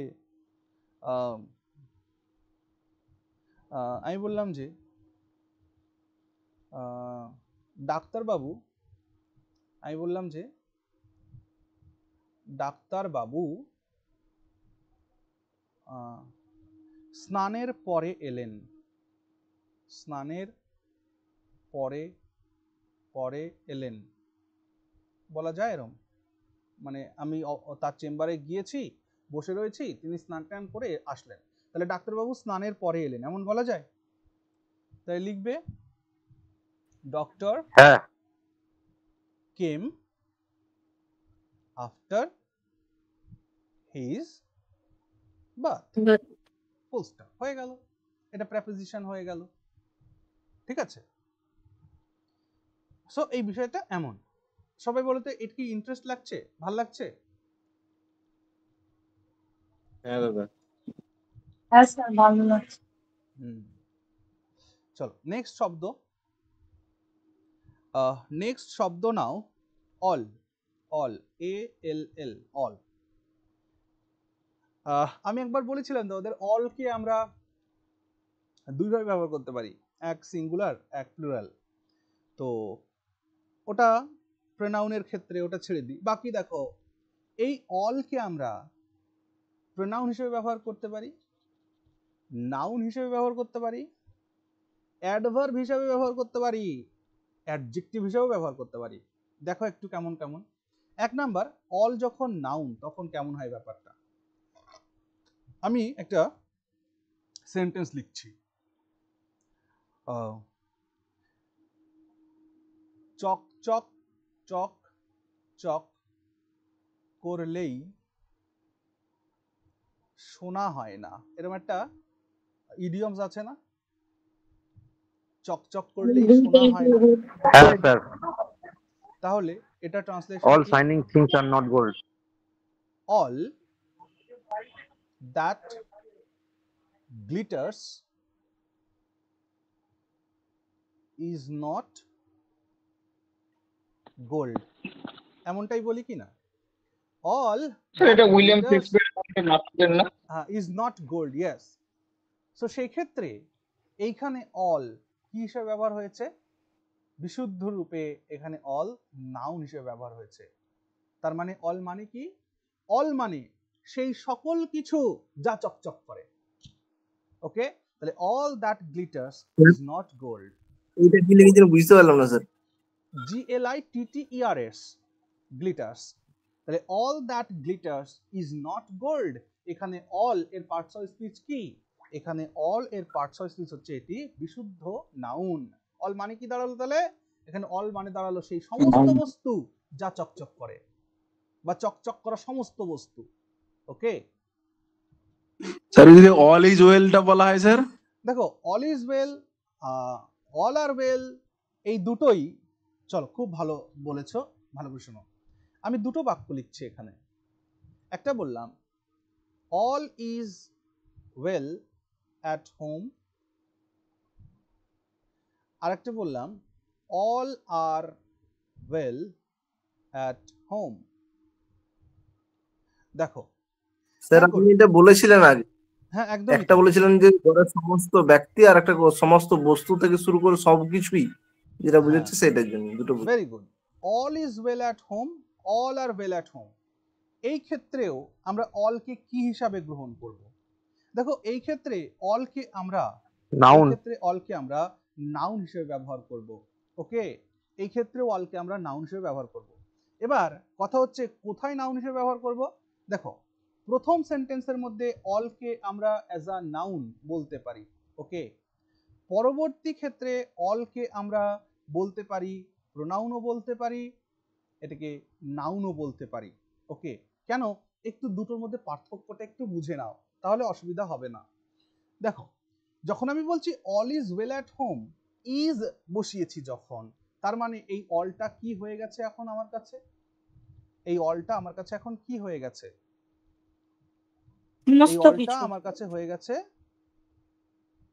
কালেকটিভ নাউন হয়ে গেছে। বুঝতে পারলে? কালেকটিভ নাউন হয়ে গেছে অল। তাহলে all is well at home, অলটা আমার কাছে কালেকটিভ নাউন হয়ে গেছে। এবার যদি বলি দাদা কালেকটিভ নাউন ব্যাপারটা কেমন হলো? হ্যাঁ, কোনো ব্যাপার না। যখন আমি বলছি all is well at home, তার মানে এই বাড়িতে যা কিছু আছে সব ঠিকঠাক, মানে বাড়ির মানুষজন ঠিকঠাক, বাড়ির পোষা প্রাণীগুলো ঠিকঠাক, বাড়ির চেয়ার টেবিল খাট বিছানা আলমারি লাইট ল্যাম্প গাছপালা মাটি ঘর যাবতীয় যা কিছু আছে সব ঠিকঠাক। মানে এই অল দ্বারা কোনো কিছু, এই অলের থেকে বাইরে কোনো কিছু নেই। All is well at home, তার মানে এটা। ওই যে বলে না চৌকিদার all is well, all is well, তার মানে সমস্ত কিছু ঠিকঠাক আছে, সব কিছু ঠিকঠাক, কোথাও কোনো ভুল নেই। তার মানে এইটাকে আমরা কি বলবো তখন কালেকটিভ নাউনের ক্ষেত্রে? বা এইটাকে তখন আমরা কালেকটিভ নাউন না বলে, 1 মিনিট দাঁড়াও, কালেকটিভ নাউন বলছি আমি, সরি, এটাকে তখন আমরা কি বলবো বলো তো? Uncountable noun. কালেকটিভ নাউন বলছি না, আনকাউন্টেবল নাউন। তখন এটাকে আমরা কি বলবো? Uncountable noun. মানে এই অলকে গণনা করা যাবে না যে এই অলের মধ্যে কি কি আছে। আর যখন আমি all are well at home বলছি তখন এটা কিন্তু গণনা করা যাবে, তখন এটাকে আমি কাউন্টেবল নাউন বলতে পারি, কাউন্টেবল নাউন বলতে পারি। ওকে, তাহলে এক জায়গায় অল হচ্ছে আনকাউন্টেবল আর এক জায়গায় অল হচ্ছে কাউন্টেবল। কেমন হলো ব্যাপারটা? প্রথম all, all is well at home, তার মানে কি বললাম? বাড়িতে যা কিছু আছে সব ঠিকঠাক, হ্যাঁ, মানে বাড়িতে কোনো জায়গায় কোনো খুঁত নেই, সব ঠিক। আর যখন বলছি all are well at home, অলকে যখন আমি কাউন্টেবল করে দিয়েছি তার মানে হলো এই অল মানে my family members, my family members. Okay, আর যখন আমি মাই ফ্যামিলি মেম্বার্সের সেন্সে ব্যবহার করছি তাই অলকে আমি কাউন্টেবল নাউনও বলতে পারি, প্রোনাউন হিসাবেও বলতে পারি। এই জন্য দ্বিতীয়টাই লিখেছি প্রোনাউন বা নাউন। আশা করছি এটা বুঝতে পেরেছি আমরা অলের ব্যাপারটা নাউন হিসাবে। ক্লিয়ার হয়েছে? হ্যাঁ দাদা, হ্যাঁ স্যার। বেশ, এবার অলকে আমরা অ্যাডভার্ব অ্যাডজেক্টিভ প্রোনাউন এই জায়গাগুলোতে একটু দেখব। ওকে, সো আমি এটা মুছলাম, সবাই নোট করছো আশা করছি। ওকে, আর যারা ইউটিউবে এগুলো দেখছো তোমাদের যদি কোনো প্রশ্ন তৈরি হয় অবশ্যই কমেন্ট সেকশনে লিখো বা টেলিগ্রাম গ্রুপে লিখো, এই ভিডিও ডেসক্রিপশনে টেলিগ্রাম গ্রুপের লিংক দেওয়া থাকবে। আচ্ছা দাদা বলছিলাম আজকে কি 10:30 পর্যন্ত ক্লাস হবে? 10:30, 10টা 15 পর্যন্ত হবে আশা করি। চল, অলকে আমরা নাউন হিসেবে দেখে ফেললাম, এবার অলকে আমরা দেখব কি অ্যাডভার্ব হিসেবে। দেখো চলো, 2 নাম্বার অলকে আমরা অ্যাডভার্ব হিসেবে দেখব। যখন আমরা অলকে অ্যাডভার্ব হিসেবে দেখছি তখন আমি বলছি যে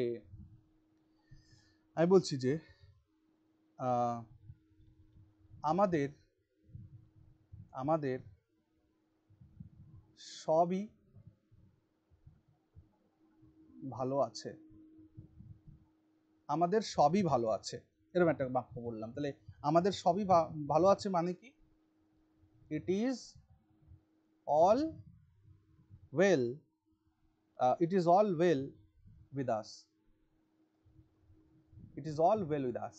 এইখানে অল, হ্যাঁ, অ্যামাউন্ট বোঝাচ্ছে, amount, it is all well with us. তার মানে অ্যামাউন্ট বোঝালে কি হয়? এই অল কার মানে কোন বাংলা বাক্য, বাংলা শব্দটার ট্রান্সলেটেড মুড? আরে বাপ, এটা আবার কি হলো? সবই, এই অর্থে। ঠিক আছে, সো অ্যামাউন্ট বোঝালে আমরা কি ব্যবহার করি? অ্যামাউন্ট বোঝাতে আমরা কি ব্যবহার করি? অ্যাডভার্ব ব্যবহার করি। কতটুকু, কতখানি, বুঝতে পারলে? তাহলে it is all well with us, এই ক্ষেত্রে অল কি হয়ে গেল? এই ক্ষেত্রে অল হয়ে গেল অ্যাডভার্ব। নেক্সট অলের একটা ব্যবহার দেখো, অ্যাডজেক্টিভ। অলকে অ্যাডজেক্টিভ হিসেবে ইউজ করব না। অলকে অ্যাডজেক্টিভ হিসেবে কিভাবে ইউজ করবা? যেমন আমি একটা বাংলা বাক্য লিখছি যে সব মানুষ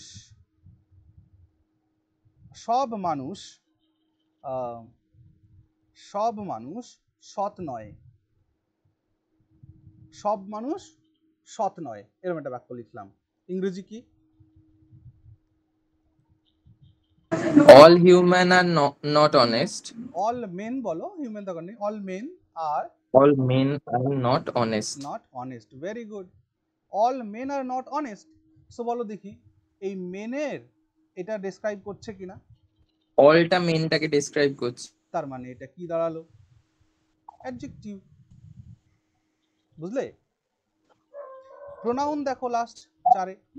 স্যার এটা আর একটা যদি হয় স্যার ওই যে all Rhodes leads to London, এটাও হবে না স্যার? একদম অবশ্যই হবে, অবশ্যই হবে। রোডস গুলোকে ডেসক্রাইব করছে। তারপর দেখো দাদা হ্যালো বলো বলো শুনছি। দাদা আমি ছিলাম, আমার পায়ের উপর দিয়ে অটো চাকা তুলে দিয়েছে। হায় ভগবান, লেগেছে নাকি? একে ওই জন্যই বলি বুঝতে পারছি বাইক না দাদা, দুটো পায়ের উপর চালাতে দিয়ে তুলে দিয়েছে। রাস্তায় ক্লাস না করতে, বাড়ি ফিরে শোনো ক্লাস শোনো, করতে আমি পারলে। এটা শুভঙ্কর বলবো যে ভাই তুমি একটু সাবধানে, হ্যাঁ একটু সাবধানে। কলকাতার রাজপথে যখন তুমি চলো তো তোমার একটু সাবধান থাকতে হবে। হ্যাঁ তুমি লিভ নিয়ে নাও আজকে, দেখো নিজেকে সামলাও। চল প্রোনাউন। প্রোনাউনের মধ্যে দেখো একটা বাক্য লেখো। লেখো যে আমার অনেক বই ছিল কিন্তু সব হারিয়ে গেছে। এই বাক্যটা লেখো, আমার অনেক বই ছিল কিন্তু সব হারিয়ে গেছে। এটাকে করো দেখি, আমার অনেক বই ছিল কিন্তু সব হারিয়ে গেছে। I had lots of books but all were lost. I had many books, তারপরে but all were lost. হারিয়ে গেছে। all are missing। all are all lost. are lost। all are missing। ওকে দেখো তো এটা, I had many books but all are missing। এখানে all কাকে represent করছে? Books কে নয় কি?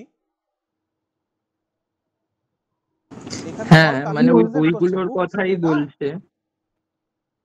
আমার যে বোনটি বলছিলে যে মাথার উপর দিয়ে যাচ্ছে, বলো আমাকে, রিপ্লাই দাও যে এখানে অল মানে এই বইগুলোর কথাই তো হচ্ছে।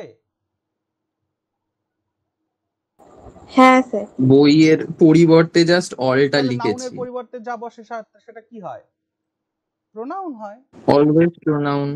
বিশুদ্ধ ব্যাপার। Okay very good. চল তারপরে আসো, অল হয়ে গেল, আর কি আছে? এনি। বাহ সুন্দর একটা শব্দ, এনি। সো মুছে দেব, এগুলোকে নোট করছো সবাই? Okay very good. চলো তারপরের শব্দটা নাও, এনি। ANY, any.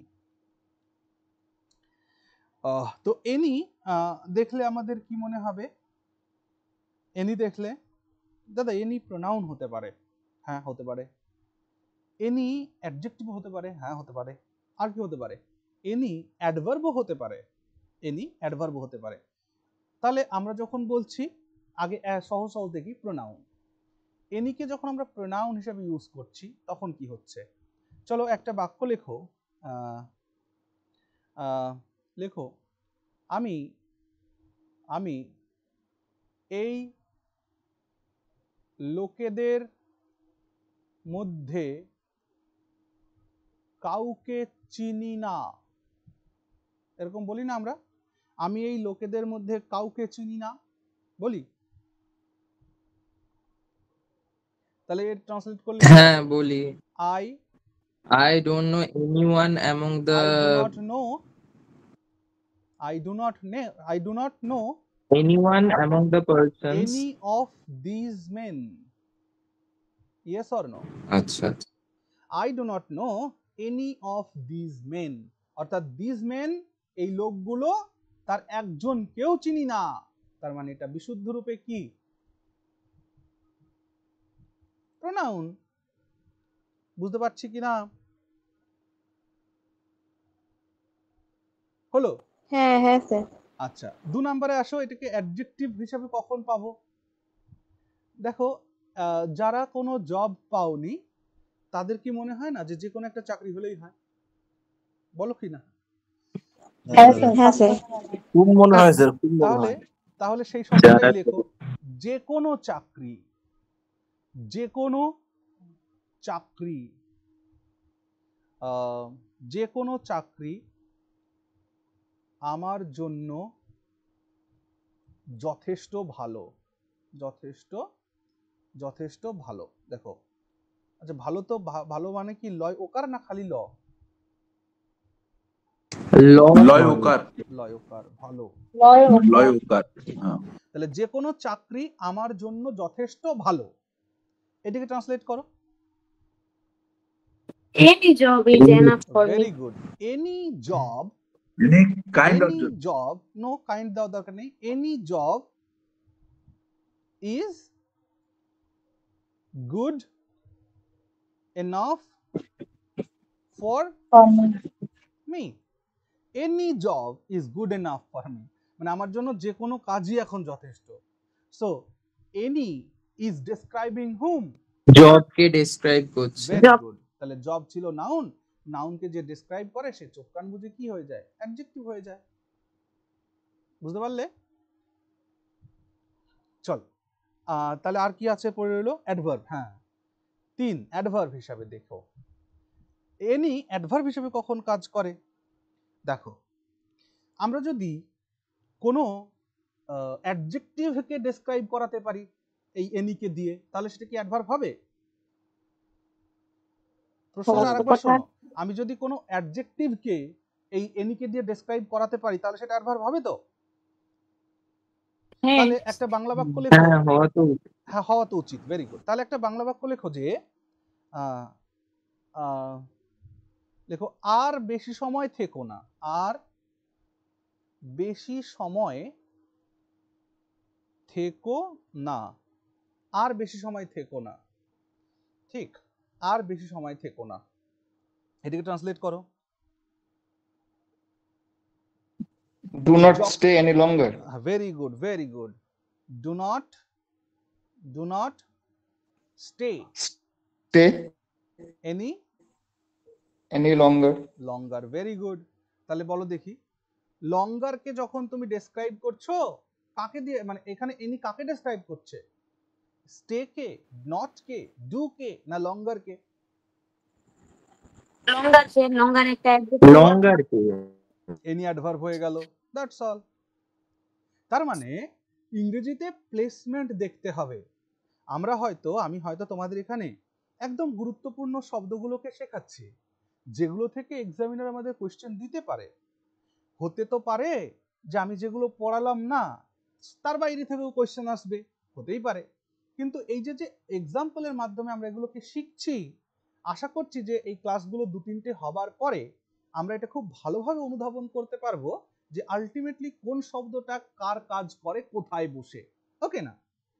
এটুকুন হবে, চিন্তা করো না, করো, এটাকে হবে। ওকে, তাহলে মুছে দিই, নেক্সট শব্দে যাই। স্যার বলছিলাম কি ডব্লিউবিসিএস প্রিলিমস এর জন্য ইংলিশের কোনো প্র্যাকটিস সেট সবকিছু করাবেন? অবশ্যই করাবো, একবার নোটিফিকেশনটা আসতে দাও। ওকে, ঠিক আছে। হ্যাঁ করাবো। অ্যাজ, চলো অ্যাজ এর ক্ষেত্রে দেখো তোমাদের আমি ইডিএমস এ টু জেড দিয়েছি না? হ্যাঁ দাদা মিসলেনিয়াস। ঠিক, দেখো নতুন জয়েন করেছে আজকে একজন, সো ও যাতে পেয়ে যায় একবার ওই ইয়ে গ্রুপটাতে দিও না, অ্যাডমিশন গ্রুপটাতে দিও না। আজকে আমি পড়ার শেষে তোমাদের আরেকটা বোনও আমার কাছে পিডিএফ চাইছিল, এবার আমি এই কয়েকদিন একটু ব্যস্ততার মধ্যে রয়েছি বলে আমি ওটা দিতে পারছি না, তাই তোমরা একবার পিডিএফ গুলো যা যা প্রোভাইড করা হয়েছে একবার গ্রুপে দিয়ে দিও না, যে কোনো একজন দিও, মানে যে গ্রুপটা তো এটুকু সবার নিশ্চিত জন্য হচ্ছ যে ওপেন নয় দাদা। আমি সেটাই বলছি, আমি আজকে গ্রুপটাকে ওপেন করে দিচ্ছি পড়ার শেষে। যার মনে হবে যে আমার কাছে শুরুর দিন থেকে সবটা আছে, আমি দিতে পারবো, সে গ্রুপে সেন্ড করে দিও নিজের দায়িত্ব নিয়ে। এরকম করে ভেবো না যে ও অন্য কেউ দেবে, আমি থাক, এরকম ভেবো না, দিও। ওকে, চলো তাহলে সবাই পেয়ে যাবে পিডিএফস গুলো। চলো, অ্যাজ অ্যাজ অ্যাজ মানে কি? যেমন বা যেহেতু, তাই তো? তো অ্যাজকে আমরা দেখো অ্যাডভার্ব হিসেবে ব্যবহার করতে পারি, প্রোনাউন হিসেবে ব্যবহার করতে পারি, আর এটা তো কনজাংশন হিসেবে ব্যবহার তো হয়ই হয়, তাই না? বেসিক্যালি অ্যাজ কি? বেসিক্যালি অ্যাজ হচ্ছে একটা কনজাংশন, ঠিক? তাছাড়াও অ্যাজকে আমরা প্রোনাউন হিসেবে ব্যবহার করতে পারি। কোথায় অ্যাজকে প্রোনাউন ব্যবহার করি আমি বলবো এখনই, আর কোথায় আমরা এটাকে অ্যাডভার্ব হিসাবে। এবার মানে ব্যাপারটা হচ্ছে যে অ্যাজকে যে আমি অ্যাডভার্ব বলছি, প্রোনাউন বলছি, এটা নিজে নিজে থাকে না, এটা রিলেটিভ হিসাবে বসে, মানে রিলেটিভ অ্যাডভার্ব বা রিলেটিভ প্রোনাউন হিসাবে বসে। ওকে, চলো দেখি। সবার প্রথমে তো অ্যাজকে যখন আমরা কনজাংশন হিসাবে ভাবি, তো এটাই ঠিক, এটা কনজাংশনই হওয়া উচিত। তো কনজাংশন হিসেবে যখন ভাবছি, তখন আমি একটা বাক্য বলছি, তোমরা লেখো যে আমি তাকে শাস্তি দিয়েছি কারণ সে দোষী ছিল। লেখো, আমি তাকে শাস্তি দিয়েছি, আমি তাকে শাস্তি দিয়েছি কারণ সে দোষী ছিল। আমি তাকে শাস্তি দিয়েছি কারণ সে দোষী ছিল। এটাকে ট্রান্সলেট করো।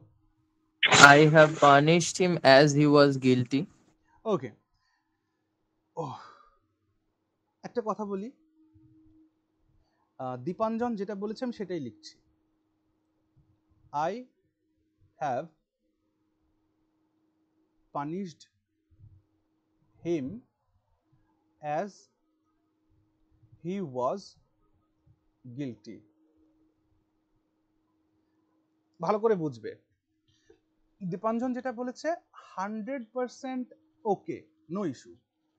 কিন্তু ভাই দীপাঞ্জন, এই কথার আগে কি হয়েছে পরে কি হয়েছে আমরা কি জানি?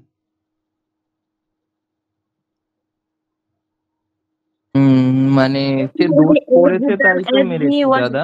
হ্যাঁ, মানে আমি বলতে চাইছি যে এই যে বাক্যটি লেখা হলো, মানে আমরা কি শুধুমাত্র কি একটা একটা করে বাক্য লিখি নাকি কোনো বাক্য একটা প্যারাগ্রাফের অংশ হয় নাকি, বা একটা কনটেক্সটের অংশ তো হয় একটা বাক্য? হ্যাঁ অবশ্যই। তাহলে সেই কনটেক্সট যখন আমরা জানবো না, ভালো করে বোঝো, প্রত্যেকের জন্য বলছি, রাইটিংস ইংলিশের জন্য বলছি, যখন আমাকে সিঙ্গেল সেন্টেন্স লিখতে হচ্ছে, ট্রান্সলেট করতে হচ্ছে আর কি, সিঙ্গেল সেন্টেন্সকে ট্রান্সলেট করতে হচ্ছে, তখন আমরা এর কনটেক্সট জানি না যে এটা যেখানে ব্যবহার হয়েছে সেই গোটা প্যারাগ্রাফটা প্রেজেন্ট টেন্সে চলছে না, পাস্ট টেন্সে চলছে না, ফিউচার টেন্সে চলছে, এরকম যখন আমরা জানি না, তখন আমরা এটাকে প্রেজেন্ট পারফেক্ট করব না, তখন আমরা সমস্ত দোষ এড়ানোর জন্য এটাকে সিম্পল পাস্ট করব। আমার কথা কি বুঝতে পেরেছো সবাই? আর হ্যাঁ এটা আগেও বলেছিলে দাদা। একদমই তাই। আর আমি যখন জানি যে এটা একটা এমন একটা প্যারাগ্রাফের মধ্যে ইউজ হচ্ছে বা এমন একটা কনটেক্সট এটা ইউজ হচ্ছে যেখানে প্রেজেন্ট টেন্সে চলছে আলোচনা, বা পাস্টে চলছে বা ফিউচারে চলছে, এরকম যখন আমরা জানি তখন তো আমরা জানি কি করতে হবে। কিন্তু যখন আমরা এই ধরনের বাক্যগুলোকে সিঙ্গেল সেন্টেন্সে ব্যবহার করব, তখন আমরা সবসময় এটাকে প্রেজেন্ট পারফেক্টে না গিয়ে সিম্পল পাস্টে লিখবো, তাহলে সমস্ত দোষ থেকে আমরা পরিত্রাণ পাবো। আদারওয়াইজ কেউ যদি বলে এই বাক্যটি কি ভুল হয়েছে, আমি উত্তর দিচ্ছি না, বাক্যটি ভুল হয়নি, বাক্যটি গ্রামাটিক্যালি একদম ওকে, কিন্তু তাহলে আমাদের শিক্ষারও তো একটা ব্যাপার থাকবে না, সেন্সেরও একটা ব্যাপার থাকবে। এই জন্য আমরা সমস্ত দোষ এড়ানোর জন্য এটাকে কোন টেন্সে লিখবো, আমরা সিম্পল পাস্টে লিখবো। তাই এই বাক্যটি এভাবে লিখলে খুব সুন্দর হতো যে I punished him as he was guilty. এবার তুমি বলো যে এখানে তোমার সাপোর্টিং ইস্যুস কি আছে? হ্যাঁ, সাপোর্টিং ইস্যুস আছে। এটা কোন টেন্সে চলছে? পাস্ট। সো এই ধারাবাহিকতা মেইনটেইন করে এটা আমি পাস্ট টেন্স করে দিয়েছি, তার মানে এখানে একটা সাপোর্টিং ইস্যু তুমি এখানে পেয়ে গেলে। ওকে, আদারওয়াইজ এটাও ঠিক এটাও ঠিক, এটা বেশি ঠিক। ওকে, তাহলে I punished him as he was guilty. দেখো আই পানিশড হিম এটা একটা ক্লজ, হি ওয়াজ গিলটি এটা একটা ক্লজ। দুটো ক্লজকে যে যুক্ত করে তাকেই বলে কনজাংশন। সো এখানে as conjunction. I think you get it. Yes, হ্যাঁ দাদা। চলো এবার একে আমরা প্রোনাউন হিসেবে ইউজ করব। অ্যাকচুয়ালি প্রোনাউন বলাটা ঠিক হবে না, রিলেটিভ প্রোনাউন হিসেবে ব্যবহার করব। ঠিক আছে, রিলেটিভ প্রোনাউন। রিলেটিভ দাদা একটা কথা বলবো। বলো বলো। কি হয়েছে জানো তো, মিসলেনিয়াসে ওই ট্রান্সলেশন ছিল না, তাতে ব্র্যাকেটে একটা কথা ছিল। এবার আমাদের সায়েন্সের ব্রেন মাঝে মাঝে কি করে, ব্র্যাকেটের জিনিস অমিট করে দেয়। আমি ওই ব্র্যাকেটের জিনিস ট্রান্সলেশনই করিনি, আমি নর্মাল জিনিস ট্রান্সলেশন করেছি। ব্র্যাকেটে 3টে না 4টে শব্দ ছিল, সেটা বাদই দিয়ে দিয়েছি। আচ্ছা, ওটার জন্য তুমি হাফ মার্ক পাবে, তোমাকে পুরোটাই 0 করবে না। ওকে, আচ্ছা। রিলেটিভ প্রোনাউন দেখো, রিলেটিভ প্রোনাউনের ক্ষেত্রে রিলেটিভ প্রোনাউন মানে কি? রিলেটিভ প্রোনাউন মানে ঘাবড়ে যাওয়ার কিছু নেই। রিলেটিভ প্রোনাউন মানে দেখো, যখনই আমি রিলেটিভ প্রোনাউন বলবো, রিলেটিভ অ্যাডজেক্টিভ বলবো, রিলেটিভ অ্যাডভার্ব বলবো, তখন তোমরা বুঝে নেবে যে ওটা একা একা প্রোনাউন না, ওর সাথে আরো কেউ রিলেশনে আছে। আরেকবার বলো তো কি বললাম? রিলেটিভ প্রোনাউন যখন বলি বা রিলেটিভ অ্যাডভার্ব বলি বা রিলেটিভ অ্যাডজেক্টিভ বলি, যাই বলি না কেন, রিলেটিভ কথাটা যুক্ত থাকার মানেই হলো ও একা একা ওই কাজ করছে না, ওর সাথে আরো কেউ একজন যুক্ত আছে। আচ্ছা, আমি একটা বাক্য দিলে ক্লিয়ার হয় ব্যাপারটা। একটা বাক্য লেখো যে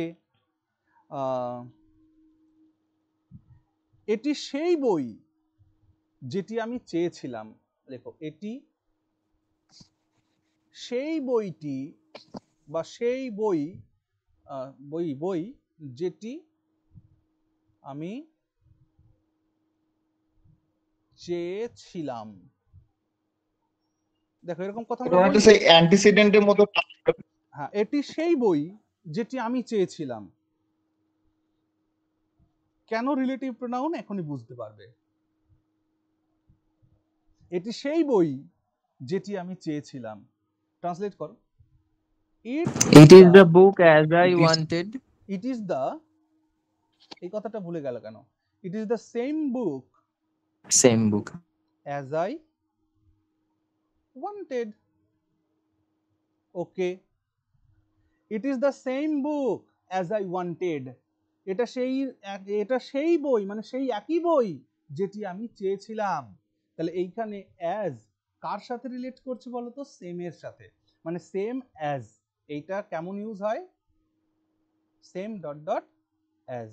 এই যে এটাকে বলা হয় রিলেটিভ প্রোনাউন, মানে এই একা একা প্রোনাউন নয়, এর সাথে আরেকজন আছে সাথে, দ্যাট ইজ সেম। বুঝলে? তাহলে it is the same book as I wanted. So as means the same book, এটা same book. As means same book. এটা সেই দাদা কোরিলেটিভ কনজাংশন বলে না এগুলোকে? আবার এগুলোকে কোরিলেটিভস বলে। ইয়েস, ওই কোরিলেটিভসটাকে এখানে প্রোনাউন হিসেবে ব্যবহার হচ্ছে তো, তাই রিলেটিভ বললাম। হ্যাঁ, এবার কথা হলো কেন দাদা এখানে তুমি প্রোনাউন কেন বলছো? আমার একটা কথা বলো, এই সেম বুকটাই অ্যাজ কি না? সো বুক ইজ একদম দাদা। প্রোনাউন, সো যার কারণে এটাকে আমি প্রোনাউন বলছি। ওকে, বাকি অ্যাডজেক্টিভ যখন আমরা পড়বো তখন আমরা কোরিলেটিভ সম্পর্কে আরো ডিটেলসে জানবো। ঠিক? আচ্ছা, আর কি যেন বলতে চাইছিলাম, এর একটা use adverb. Yes, relative adverb. তাহলে এটা কি মুছে দেব? Relative adverb. তাহলে আরো একবার বলছি, রিলেটিভ কথাটা যুক্ত থাকার মানেই ও একা না, ওর সাথে আরো কেউ একজন আছে, এটা মাথায় রাখবে শুধু। আচ্ছা, 3 নম্বরে হচ্ছে রিলেটিভ অ্যাডভার্ব। রিলেটিভ অ্যাডভার্ব, চলো একটা এক্সাম্পল দিলে ব্যাপারটা ক্লিয়ার হবে। তোমরা একটা বাংলা বাক্য লেখো যে যত তাড়াতাড়ি সম্ভব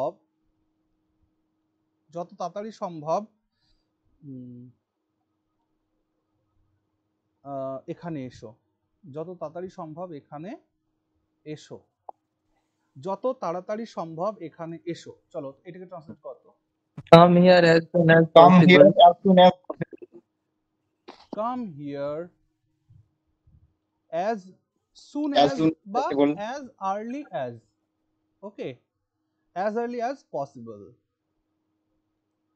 ওকে, এখানে ভালো করে খেয়াল করো, come here as early as possible, যতটা দ্রুত পারো ততটা দ্রুত আসো। এই ক্ষেত্রে এই as এর মানে হয় ততটা, এখানে এসো ততটা দ্রুত যতটা পারো, হ্যাঁ এটা হয় যতটা। হয়েছে? তার মানে এটা রিলেটিভ অ্যাডভার্ব, কেন একা কাজ করছে না, এর সাথে আরো কয়েকজন আছে, মানে এই ততটা একটা আছে, ততটার একটা, আর যতটার অ্যাজ একটা। ওকে, প্রথমটা হচ্ছে ততটা, স্যার এটা কি অ্যাডভার্ব অফ ডিগ্রি বলতে পারি? যতটা। Adverb of degree? হ্যাঁ অবশ্যই, এটা পজিটিভ ডিগ্রি। ওকে, তাহলে come here as early as possible. যদি এটাকে সুপারলেটিভে করতে হতো, come here at the earliest, কি বলতে হতো? Come here at the earliest. ওই যে যখন টেলিগ্রাম রাইটিং, তোমরা কেউ টেলিগ্রাম রাইটিং করেছো মাধ্যমিক পরীক্ষার সময়?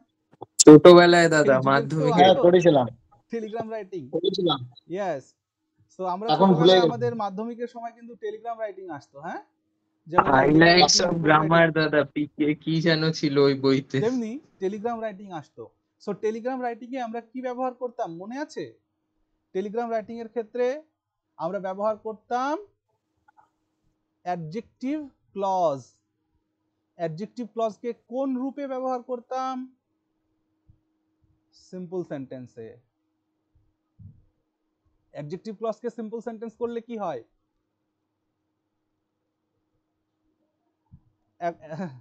বুঝতে পারছো? আচ্ছা, পজিটিভ ডিগ্রি হয়তো। মানে এক মিনিট শোনো, অ্যাডজেক্টিভ ক্লজ যার মধ্যে রয়েছে সে কোন ধরনের সেন্টেন্স হয়? কমপ্লেক্স সেন্টেন্স হয় না? তো সেটাকে আমরা কোন টেন্সে, কোন সেন্টেন্সে ইউজ করতাম? সিম্পল সেন্টেন্সে। কেমন আমি বোঝাচ্ছি। I want a glass which is broken. এটা তো একটা বাক্য। এইটা হচ্ছে মেইন ক্লজ, এইটা হচ্ছে সাবঅর্ডিনেট ক্লজ। সাবঅর্ডিনেট ক্লজের কোন পার্ট এটা? অ্যাডজেক্টিভ ক্লজ কিনা? Adjective clause. এটা কোন ধরনের সেন্টেন্স হয়েছে? Complex sentence. Complex sentence. এটাকে সিম্পল করলে কি হবে? I want a broken glass. Very good. I want a broken glass. I want a broken glass. So এই সেন্টেন্সটাকে কি, এই যে যেটা বললাম সেটাই না, অ্যাডজেক্টিভ ক্লজের সেন্টেন্সকে সিম্পল সেন্টেন্সে ব্যবহার করতাম। তাহলে এই যে শব্দ সংখ্যা কমে গেল না, 1 2 3 4 5 6 7, 1 2 3 4 5, মানে 7টা শব্দকে কনডেন্স করে 5টা শব্দে নিয়ে আসলাম। এটাই যে হলো টেলিগ্রাম। মনে পড়ছে? হ্যাঁ দাদা, কিন্তু ভুলে গেছি সব। কাম সুন, হ্যাঁ এমন লেখা হতো না? ক্যাপিটাল লেটারে লিখতে হতো, ক্যাপিটাল লেটারে লিখতে হতো সব। ফাদার ইল ডট কাম, ডট গুলো ব্র্যাকেটের মধ্যে হবে আবার। হ্যাঁ, কাম সুন। ওকে, ফাদার ইল কাম সুন, বেশ। মাদার ডায়েড কাম সুন, এরকম ছিল এই টেলিগ্রাম গুলো। এই টেলিগ্রাম কি বলতো? তার বলতো না, এই তোমার তার এসছে। ওকে, লিভ ইট, ছেড়ে দাও। চলো নেক্সট একটা শব্দ আমরা দেখব, তারপর আজকের ক্লাস শেষ করব। স্যার একটা যদি এই যে অ্যাজ ইউ লাইক ইট এটা যদি হয়, এখানে অ্যাজটা কি হবে স্যার? দেখো ভালো করে বোঝো, অ্যাজ ইউ লাইক ইট এর আগের শব্দটা তুমি বাদ দিয়ে গেছো। ধরো এরকম শব্দ আছে, go as you like it. এবার বলো দেখি, go as you like it, এই ক্ষেত্রে অ্যাজ কি হিসাবে কাজ করছে? অ্যাডভার্ব। দেখো স্যার কনজাংশন। এইটার মানে হচ্ছে, বা গো অ্যাজ ইউ লাইক বা go as you like it, যাই বলো না কেন, এইটা একটা ক্লজ, এইটা একটা ক্লজ। দুটো ক্লজ যখন কেউ যুক্ত করছে সাবঅর্ডিনেটিং কনজাংশন। তখন এটি কনজাংশন। আর যদি বলো যে দাদা শেক্সপিয়ারের একটা নাটক আছে as you like it, As you like it. আছে না? হ্যাঁ As স্যার। you like ওই it, জন্য বললাম স্যার। হ্যাঁ ঠিক, অ্যাজ ইউ লাইক ইট। দাদা এটার মধ্যে কি হবে? তো দেখো এটার মধ্যে অ্যাজ ইউ লাইক ইট, এটার বাংলা মানে কি দাঁড়ায়? যেমন তুমি পছন্দ করো। As you like it means যেমনটা তুমি ভাবো বা যেমনটা তুমি মনে করো বা যেমনটা তুমি পছন্দ করো ঠিক তেমনটাই হবে, মানে টোটালটাই পাঠকের উপরে ছেড়ে দেওয়া, ঠিক আছে? সেই ক্ষেত্রে এই অ্যাজ ইউ লাইক ইট, এই ক্ষেত্রে অ্যাজ কোন পার্টস অফ স্পিচ হবে বলে মনে হচ্ছে? অ্যাডভার্ব। এই ক্ষেত্রে অ্যাজ কোন পার্টস অফ স্পিচ হবে বলে মনে হচ্ছে? স্যার অ্যাডজেক্টিভ মনে হচ্ছে, যেমন। As you like it, adverb যেমন এটা ভাবে তো অ্যাডভার্ব। কন্ডিশনাল অ্যাডভার্ব মনে হচ্ছে দাদা। আর একটু ভাবো, এটা অ্যাডজেক্টিভ হবে। বাকিরা নিজেরা একটু নিজেদের মধ্যে ডিসকাস করে আমায় বলো।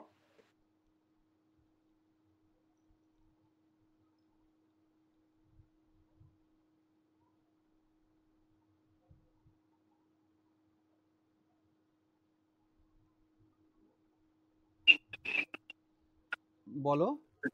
আচ্ছা স্যার এটা এটা আছে, হ্যাঁ স্যার বলো বলো বলো। যেমন বোঝাতে মানে কেমন তেমন আর কি হয় না, এরকম একটা প্রশ্ন করলে পাওয়া যায় না কেমন, তো যেমন আর কি, তো ওই জন্য এটাকে অ্যাডজেক্টিভ মনে হচ্ছে। স্যার এটা অ্যাডভার্ব হবে, অ্যাডভার্ব। হ্যাঁ, তো এটাকে আমি কোন পার্টস অফ স্পিচ বলবো? অ্যাডভার্ব। দেখো এটাকে আমি হ্যাঁ, এটা কনজাংশন বা প্রিপোজিশনও হতে পারে। বলবো, হ্যাঁ, এটা কনজাংশনই বলবো। কেন? দেখো ভালো করে শোনো, নর্মালি অ্যাজ কে আমরা কনজাংশন হিসেবে ব্যবহার করি, অ্যাডভার্ব হিসেবে ব্যবহার করি, আবার এখানে আমরা কি দেখলাম যেন আরেকটা প্রেপোজিশন, ঠিক আছে?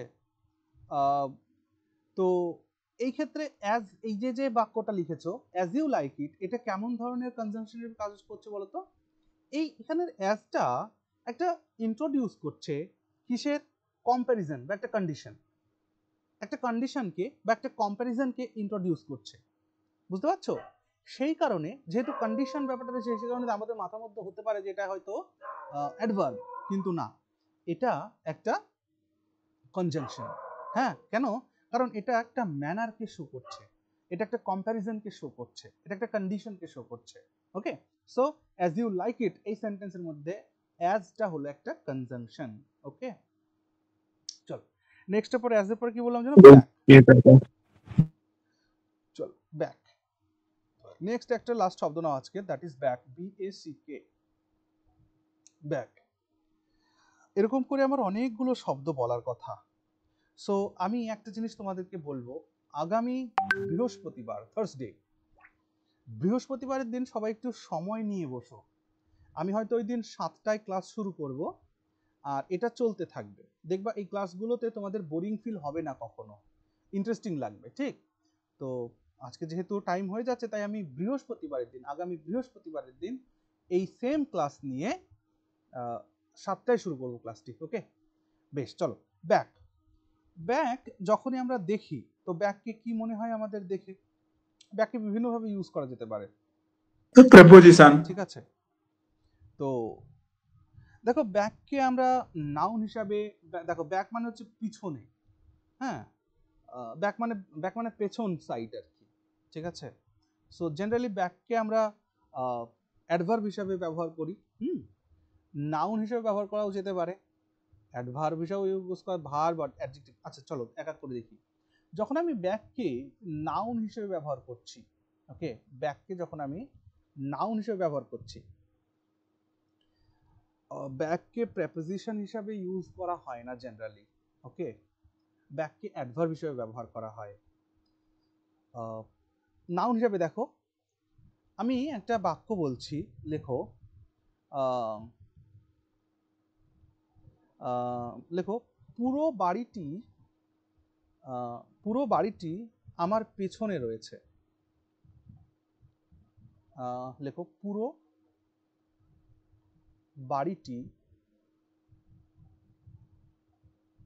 আমার পিছনে, বা পেছনে, নাকি পিছনে, রয়েছে, এরকম। এটাকে ট্রান্সলেট করো। The whole house is at my back. শাবাশ।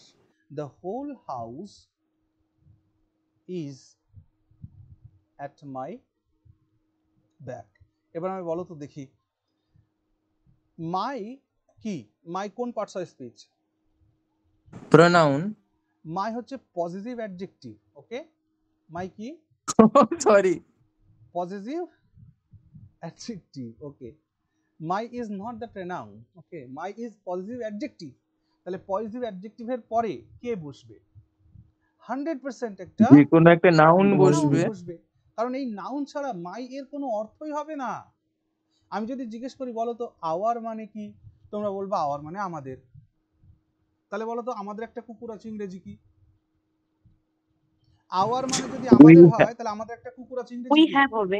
We have a pond. মানে ডগ মানে কুকুর, পন্ড নয়, কুকুর মানে উই হ্যাভ আ কুকুর, We have a dog. তাহলে এখানে উই মানে তো আমার হয়ে গেল। তাহলে আওয়ার মানে আমাদের, ঠিক আছে? আমাদের একটা কুকুর আছে, কেমন করে হচ্ছে? আওয়ার ততক্ষণ মিনিংলেস যতক্ষণ না তার পাশে কোনো না কোনো নাউন বসছে। তার মানে যে শব্দ একটা নাউনকে ছাড়া অর্থই করতে পারে না, সে অ্যাডজেক্টিভ ছাড়া আর কিচ্ছু নয়। তাও কেমন অ্যাডজেক্টিভ? Positive adjective. এবং এদের মাধ্যমে সবসময় কি পজেশন দেখায়। কার বাড়ি? আমার বাড়ি। কার ঘর? আমার ঘর। কার বাইক? আমার বাইক। কার গাড়ি? আমার গাড়ি, ওকে? আমাদের গাড়ি, আমাদের গাড়ি। সো এগুলো হচ্ছে পজিটিভ অ্যাডজেক্টিভ, ঠিক? তো ব্যাক বসেছে এখানে, তার মানে কি নাউন হয়ে গেল। তাতেও মনে সন্দেহ যাচ্ছে না, নাউন তো। আচ্ছা তার আগে বলো তো দেখি একটা প্রেপোজিশন আছে কিনা। মানে একটা প্রেপোজিশন রয়েছে, একটা পজিটিভ অ্যাডজেক্টিভ রয়েছে, তারপরে গিয়ে ব্যাক বসছে, তার মানে কি এটা বিশুদ্ধ রূপে নাউন হয়ে গেছে, ওকে? আচ্ছা, তো এবার আসো এটা দেখে মনে হচ্ছে দাদা বাড়িটি কোথায় রয়েছে? এটা অশ্লীল শোনাবে দাদা, ছেড়ে দাও। বাড়িটি কোথায় রয়েছে? আমার পেছনে। তাহলে এটা থেকে তো দাদা কোথায় থেকে তো উত্তর আসছে, তাহলে কি এটা অ্যাডভার্ব? ওই জন্য আমি আবার বলছি যে আমরা তো এখন বড় হয়েছি, তাই আমরা একটু বুঝবো যে কোন কনটেক্সটে আমরা কি কথা বলছি, ওকে? মানে আমি বলে দিয়েছি ভাই হোয়ার দিয়ে প্রশ্ন করলে যা পাওয়া উত্তর সেটাই অ্যাডভার্ব হয়ে যাবে, এমনটা নয়। একটু বুঝতে হবে যে পজিশনটা কোথায়। আশা করি সবাই বুঝতে পারছো কি বলতে চাইছি আমি, ঠিক না? তো এটা নাউনের প্লেস, ওকে? আচ্ছা এবার আসো, কি বলছিলাম জানো ভাইয়া? অ্যাডভার্ব। দাদা একদিন তাও একটু বোঝাবে যে কিভাবে নাউন চিনবো, pronoun, adjective, adverb, parts of speech গুলো কিভাবে চিনবো, একবার আরেকবার মানে মনে করাবে। হ্যাঁ ঠিক আছে চলো। অ্যাডভার্ব, ব্যাককে অ্যাডভার্ব হিসেবে ইউজ করব। দেখো অ্যাডভার্ব হিসেবে নাউন চেনার তো একটা উপায় তোমরা জেনেই নিলে, হয় কোনো অ্যাডজেক্টিভের পরে বসবে, নালে কোনো প্রোনাউনের প্রেপোজিশনের পরে বসবে, এরকম করলে নাউন হয়। অ্যাডভার্ব চেনার সবথেকে একটা বড় উপায় আছে, কিভাবে? আচ্ছা আমায় বলো তো, যখন আমরা ইন্ট্রানজিটিভ ভার্ব পড়েছি তখন সেখানে আমি বলেছিলাম না যে ইন্ট্রানজিটিভ ভার্বের পরে যদি একটি মাত্র ওয়ার্ড বসে তাহলে সেটি চোখ কান বুঝে অ্যাডভার্ব, যদি কোনো ফ্রেজ বসে তাহলে সেটি চোখ কান বুঝে অ্যাডভার্বিয়াল ফ্রেজ, যদি কোনো ক্লজ বসে তাহলে সেটা চোখ কান বুঝে অ্যাডভার্বিয়াল ক্লজ। মনে পড়ছে ইন্ট্রানজিটিভ ভার্বের পরে? তাহলে আমি একটা ইন্ট্রানজিটিভ ভার্ব ব্যবহার করে এখানে একটা এক্সাম্পল দিচ্ছি। একটা বাক্য লেখো তোমরা, যে লেখো যে অপরিচিত লোকটি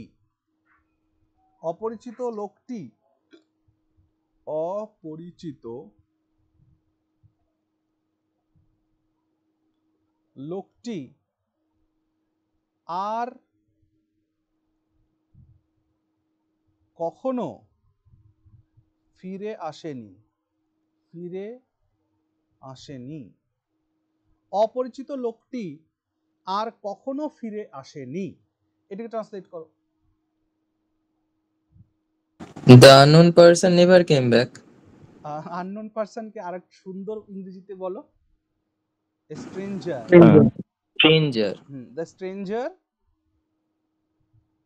The stranger never came back. আমায় বলো দেখি, কেম ট্রানজিটিভ না ইনট্রানজিটিভ ভার্ব? কি আসি উত্তর পাবে। তার মানে কেম হচ্ছে একটা intransitive verb.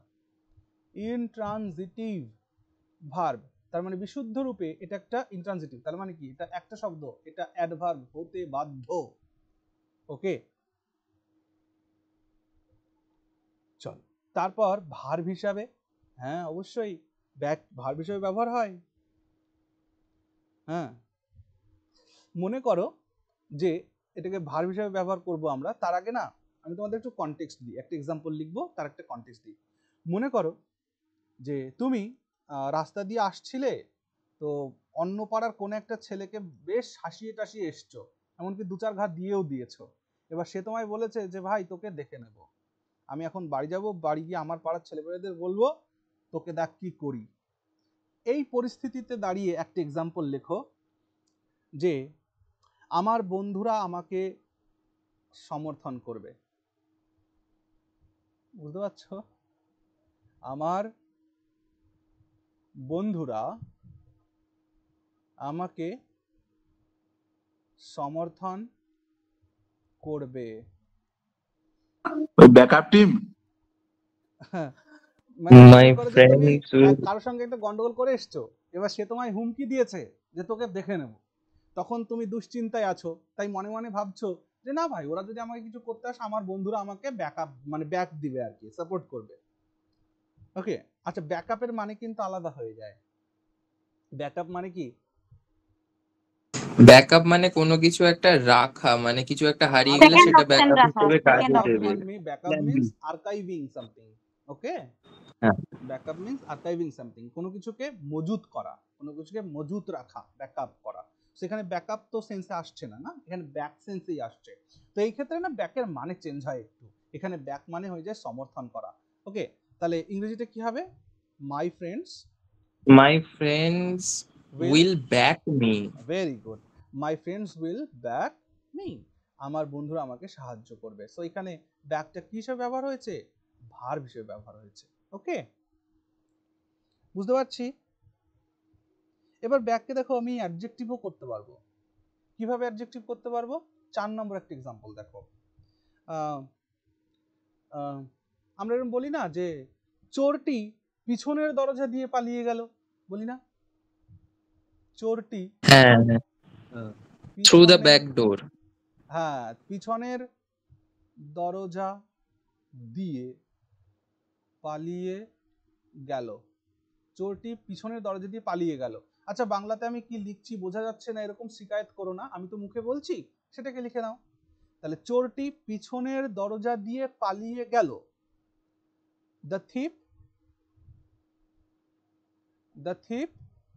thief fled through the back door. escaped বা হ্যাঁ। fled, একদমই তাই, ঠিকই বলেছিলে।